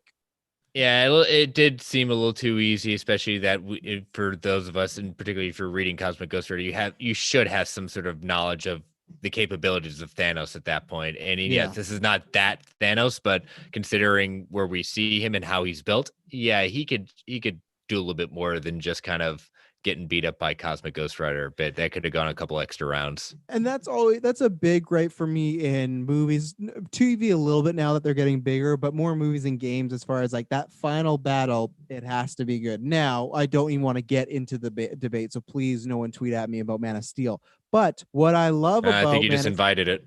But what I love about the final fight about Man of Steel, none of the stuff aside, I'm not going to talk about the neck snapping. I'm not going to talk about Superman making out with Lois while there's a bunch of dead people around him. None of that. You wait a minute. You say all that. You're again inviting that conversation. No, of course not. But what I love is that fight is like 20 minutes of those two just going at it. Great effects, great action. Zod gets the upper hand, Superman gets the upper hand, back and forth, back and forth. I know people rag on another movie, Matrix Revolutions, but one of the things I love is the Neo Agent Smith fight at the very end with the same thing, a Superman thing, them flying around. I love Infinity War with them all versus Thanos. I love like a big battle. One of my biggest gripes with Iron Man 2, which is funny, that came up this week with BBS and stuff. Another thing we're not going to get into. But what I hate about Iron Man 2, one of the things is that final fight with Mickey Rourke. He lands, Rhodes and him decide, let's just put our palms together. And that's it. This guy you've been built up the whole movie is defeated in a mere 15, 20 seconds. And to me, when I rewatch this movie, I go, oh, this guy's just a chump who's going to get jobbed out really quickly. So a final battle to me is key. And that's where I like it. I think it's a good character moment for Frank Castle. But as far as what the last issue kind of proposed, like this big battle, it's kind of like what we got a few issues ago with him taking out the whole Marvel universe and legacy. I call that felt like that was epic. This felt like, okay, this was a good kind of ending point, but I love a good knockout drag out brawl. This is going to go on for a few panels, and here we go. And like I said, give Thanos like at least a punch, give him something, but he kind of gets beat pretty handily. Yeah, and I like at the end, they're his Frank is, not Ghost Rider. Frank is playing with Thanos, and he comes over, and his wife does recognize him. That was a nice moment at that point that he got that. But he kind of accepts the Maybe idea. Thanos has soiled himself. Yes. um, I like the idea that Frank's accepted the fact that he can't, you know, getting rid of Hitler doesn't necessarily work out the way you think it's going to be. It's not that easy. It's not as simple as shooting him in the head and ending it at that point. There's consequences for this, and you just don't know what the butterfly effect is going to be. And yeah, we get a little appearance of death at that point, which was kind of nice tip of the hat. But I do like how it ends in the sense of like he's going out on the adventures, and at that point there was a rebooting of Guardians of the Galaxy, and he was joining that team. So it was popular enough that they knew it was going to be popular enough that they were going to put him on this team. Because again, these stories get planned out months in advance. So they thought that this character was going to be interesting enough to continue on. They had to know, the same way as far as Mandalorian is like pretty much that show is Boba Fett with a baby Yoda. They knew, okay, this is going to be a hit. Even if people don't like it, people are going to watch it. The same way we're going to take Frank Castle, the Punisher, which is already a popular character, and we're going to combine him with Ghost Rider. And guess what? We're also going to make him cosmic. I think they had a pretty good idea of at least we'll get some. So like we didn't know the story would be good, but I think when we all saw that image of Cosmic Ghost Rider, all of us were at least in going like, I got to see this crazy shit, So it's like even then he's going to Guardians, which is not his own series. So even if this series bombed, it's like, well, he's becoming an additional character now, and then obviously he got more down the line. But just look at that. I mean, I'm looking at Marvel Unlimited at that point. That team of the Guardians of the Galaxy one, I would just pick up that issue just to see that team together, because that isn't it. Guardians of the Galaxy are a collected group. But for kind of we got Beta Ray Bill, Silver Surfer, Darkhawk, Gladiator, Nova, it's a good group. Yeah, it's like a wet dream of like underrated side characters that everyone loves, and you put them all together. And it's just like a group where it's like, how do the dynamics of this work? And it did. I've not read a bunch of it. I've only read the few issues, but I've wanted to. I've kind of started to make a list here of like Marvel and DC stuff that I want to catch on first and kind of finish off a few series like Joker and Harley. I'm behind too, and that one I was really enjoying, except for Sexy Joker. I don't like when people make Joker sexy. It's not a big fan of it. I don't like Joker with abs. It's just a thing. But he gets very self-conscious about how he looks compared to Joker. Well, that's a whole nother thing. Joker just should be sexy, It's just he shouldn't be working out. Like it's just like we'll get there. Leto's coming back. How many times can I get you saying Joker and sexy in the same sexy Joker? Not for me. It's just like there's just nothing about the Joker. He shouldn't be he shouldn't be muscular, But that's fine. So that's one of these ones where almost everything with Cosmic Ghost Rider I want to either read or reread. So I got to make a list, and the unfortunate thing is just new stuff just keeps coming out and it just looks good. It's fortunate because like I said, hopefully one day when I retire, that's what I'm going to be doing, is just catching up on a bunch of comic books. But as of right now, when I see all this cool stuff and I'm like, oh, I really want to read it, but there's so much. But I will say with this issue, I think my favorite part is the last panels of him talking about what he's going to do. And I like that he says, I'm starting this new journey. I don't know where it's taking me, but I'm not going to start by killing a baby. And that's why I like that. At the end, he was going to do it last issue, but he couldn't. Obviously, Thanos stopped him, but it shows that maybe, he probably couldn't have still done it because Frank Castle.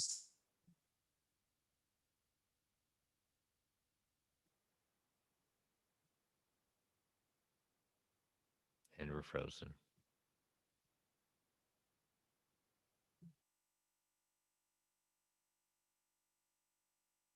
We'll wait patiently. And he's back. Oh, something happened there. You're using computer. I just dropped. That was the weirdest dropout I ever had. Like the other ones, I've just frozen, and I've known that I froze, but this one literally just like logged me out. So I don't know. It has to be maybe something else going on my computer. I have to get in the schematics. Good thing we're at the end of the show. So yeah, but no, my last point was just that whenever I've read these final like pages and whatnot, I just go, and that's why I've always said to you that I think Frank Castle will be in the MCU. I just think it's going to be as this version, and I could see. Oh, we hope. And just even this, when we've read it, even though like they would definitely tone down some stuff, I think I could still see these 5 issues being a 2-hour MCU movie of just even because. If you think Baby Yoda worked, if you put Baby Thanos in a movie, it's not gonna be as cute as Baby Yoda, but people will all be over that, be like, they're doing a baby Thanos. This is kind of crazy because there's people that don't know about this. So Mhm. I think I think it's right for the picking. I do think we will see maybe I should have made that my factor of fiction, but I do think next 10 years you'll see a Ghost Rider, but I think Cosmic Ghost Rider is not too far off, Yeah. to be honest. No, what? My heart hopes so. My heart hopes so. You'll get it. But You'll get it before you die, I promise you. I'll hold you to that. Yeah. But so we bring it into Cosmic Ghost Rider, and our next one is this lovely story we're Ooh. getting. We are going to be covering the miniseries by Tom King, is The Vision. Mhm. So looking at that in preparation for WandaVision next year, now that we have a date. So it's 12 issues, right? Yep, we're gonna do two issues a week at that point. Are we? Let's see, two or one, two, three. Or you want to span it out to see how far we can go. Well, my only worry is if we do that now, it might be over before the show, right? Which one? The comic book. No. I know. No, I'm just saying which route. Oh, if we did the 2 a week. Yeah, we would at that point. I don't mind doing it one at a time.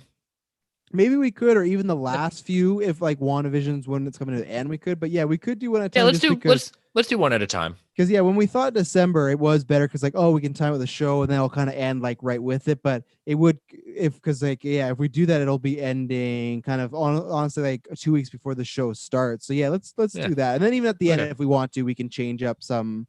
We can do a couple 2-parters or whatnot if we want to. But yeah, let's do that because then we can still time with the show a little bit. But yeah, I'm excited. I've only read that once. I'm excited. I don't own it hard copy like you. It's on digital, but I'm excited to read it because Vision, I really like Vision. I like the look, but that was a story that is one of those people like same thing like Hulk right now, which I have to with the Mortal Hulk, but everyone's like, you got to read it. And I didn't know much about Tom King. This was kind of my big introduction to him. And yeah, I'm excited to reread it. And I'm excited to read it too with the show coming up because I think that's going to get me even more excited. Like we were talking about the movies. I don't know when those are coming up, but now at least we know, hey, January 15th, WandaVision is coming out. So we're going to get probably at least maybe like one more TV spot or teaser. We're going to be reading this comic book. I'm going to be getting really excited here. So I think it'll be an interesting one. I think people that haven't read it, give it a chance because it is, I think, the most like again, like WandaVision's gonna be the most weirdest one we've covered. No, Cosmic Ghost Rider is weird, but there is like very action. It's like it's a badass and it's Frank Castle. This is like a little mind trippy, you know, and I think that's the most we've done so far. Like Civil War was that big crossover, you know, thriller sort of deal. Then again, we did cover House of X, and that's pretty messed up. So you know what? I take it back. Well, you read Vision, and then we'll continue your Tom King journey with Mr. Miracle. Oh, Mr. Miracle. Yeah, that's he was on a roll, and then I you know what? I'll say I'm looking very forward to his Batman and Catwoman run. I'm looking very forward to that because I didn't love his Batman stuff, but Phantasm's back. I love anything with Batman and Catwoman, so I'm all in. So I really hope that's a home run. I do. I have confidence. All right. Well, come to Marvel number 25. Marvel Alliance number 25. Volume 25 in the books. Again, thank you to Nathan. I'm sure he's not listening to this point, but still thank you for joining. It's good. Thank you so much, Nathan. Spice it up, and especially with his schedule, it's nice that he could join us. But yeah, we'll be back next week, hopefully, because you know, election's been finally over, settling down, world's getting back normal. I'm hoping we're gonna get some sort of big story. If not, we'll have to pull a topic out of the old mailbag. Being Thanksgiving week might be interesting. Right. Coming up. Do you think interesting in a way of like no news? Right now I'm not banking on big news, so I'm gonna bank on not much news and be pleasantly surprised. Okay. Well, we're banking on it. You never know. Hopefully Boris Kid actually drops something really hot and spicy this Friday, you know? Yes, that's our big joke on Fridays when he says, you know, it's that time it is, a time for a non-story, I say. So listen, this is my last thing. And with that and Justin Kroll, when he tweets incoming. Now, Kroll, I think, is the best scooper in the game. Save the incoming tweet, save the you know what this means tweet for when you got like the big stuff, you know, like I like that to me is like incoming means it should be, and it doesn't have to be Marvel, but I just mean like in general to know that what was it? Lilo and Stitch have the director. Okay, that's cool. But like I don't have DC Alliance. That doesn't help me out. But either way, it's just like that's not massive. So I'm hoping because it kind of happens in springs though. Of like I felt like for a while, like those weeks we're getting so much Marvel and DC news, and then for almost both of us, obviously the Justice League stuff happened, but that was fueled by Snyder. DC hasn't put out too much stuff, so I feel like it's all been stuff like we're getting of like TV shows and this and that. But I think soon we'll get some big news again. But either way, we'll figure out a topic and we'll have some good conversations. Yep, exactly. So how can everyone follow you, Mr. Snell? At Travis B. Snell. You can follow me. What we got over at Geek First. We have some reviews up for the Spider-Man Miles Morales the spoilers one. We'll probably try and do some consoles one this week after 9 is back. If you don't know what that is, our phase 2 patrons get to call in. It's our fan with the shows. I think this week we're gonna be talking about, there was this post that was put up by like the Washington Post of what states were watching what porn during the elections, and that's what the reason that Chris is shaking his head. The reason is because after that's 9 a is thing. Don't the Washington Post put out that?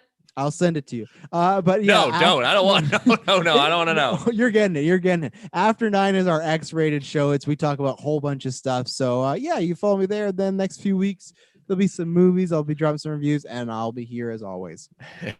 Wow. Okay. Never thought those words would ever come on Marvel Alliance, but here we are. Yep. And yes, you can follow me on Twitter at Chris Balga. You can follow the show at Marvel A Podcast. You can email the show at marvelalliancepodcast@gmail.com. You can follow the Geek Ultimate Alliance Network on Twitter at GUA Pod Network. Feel free to tweet or email if you've got any feedback, questions, fact or fictions, questions you want us to answer on the show. Continue to rate and review the podcast on Apple Podcasts or whichever platform of choice may be. Thank you again, Nathan. Thank you, Travis, as always. Thank you, listeners that joined us in the live chat, listening right now, or whenever you're doing this. As Stan the Man would say, Excelsior, true believers.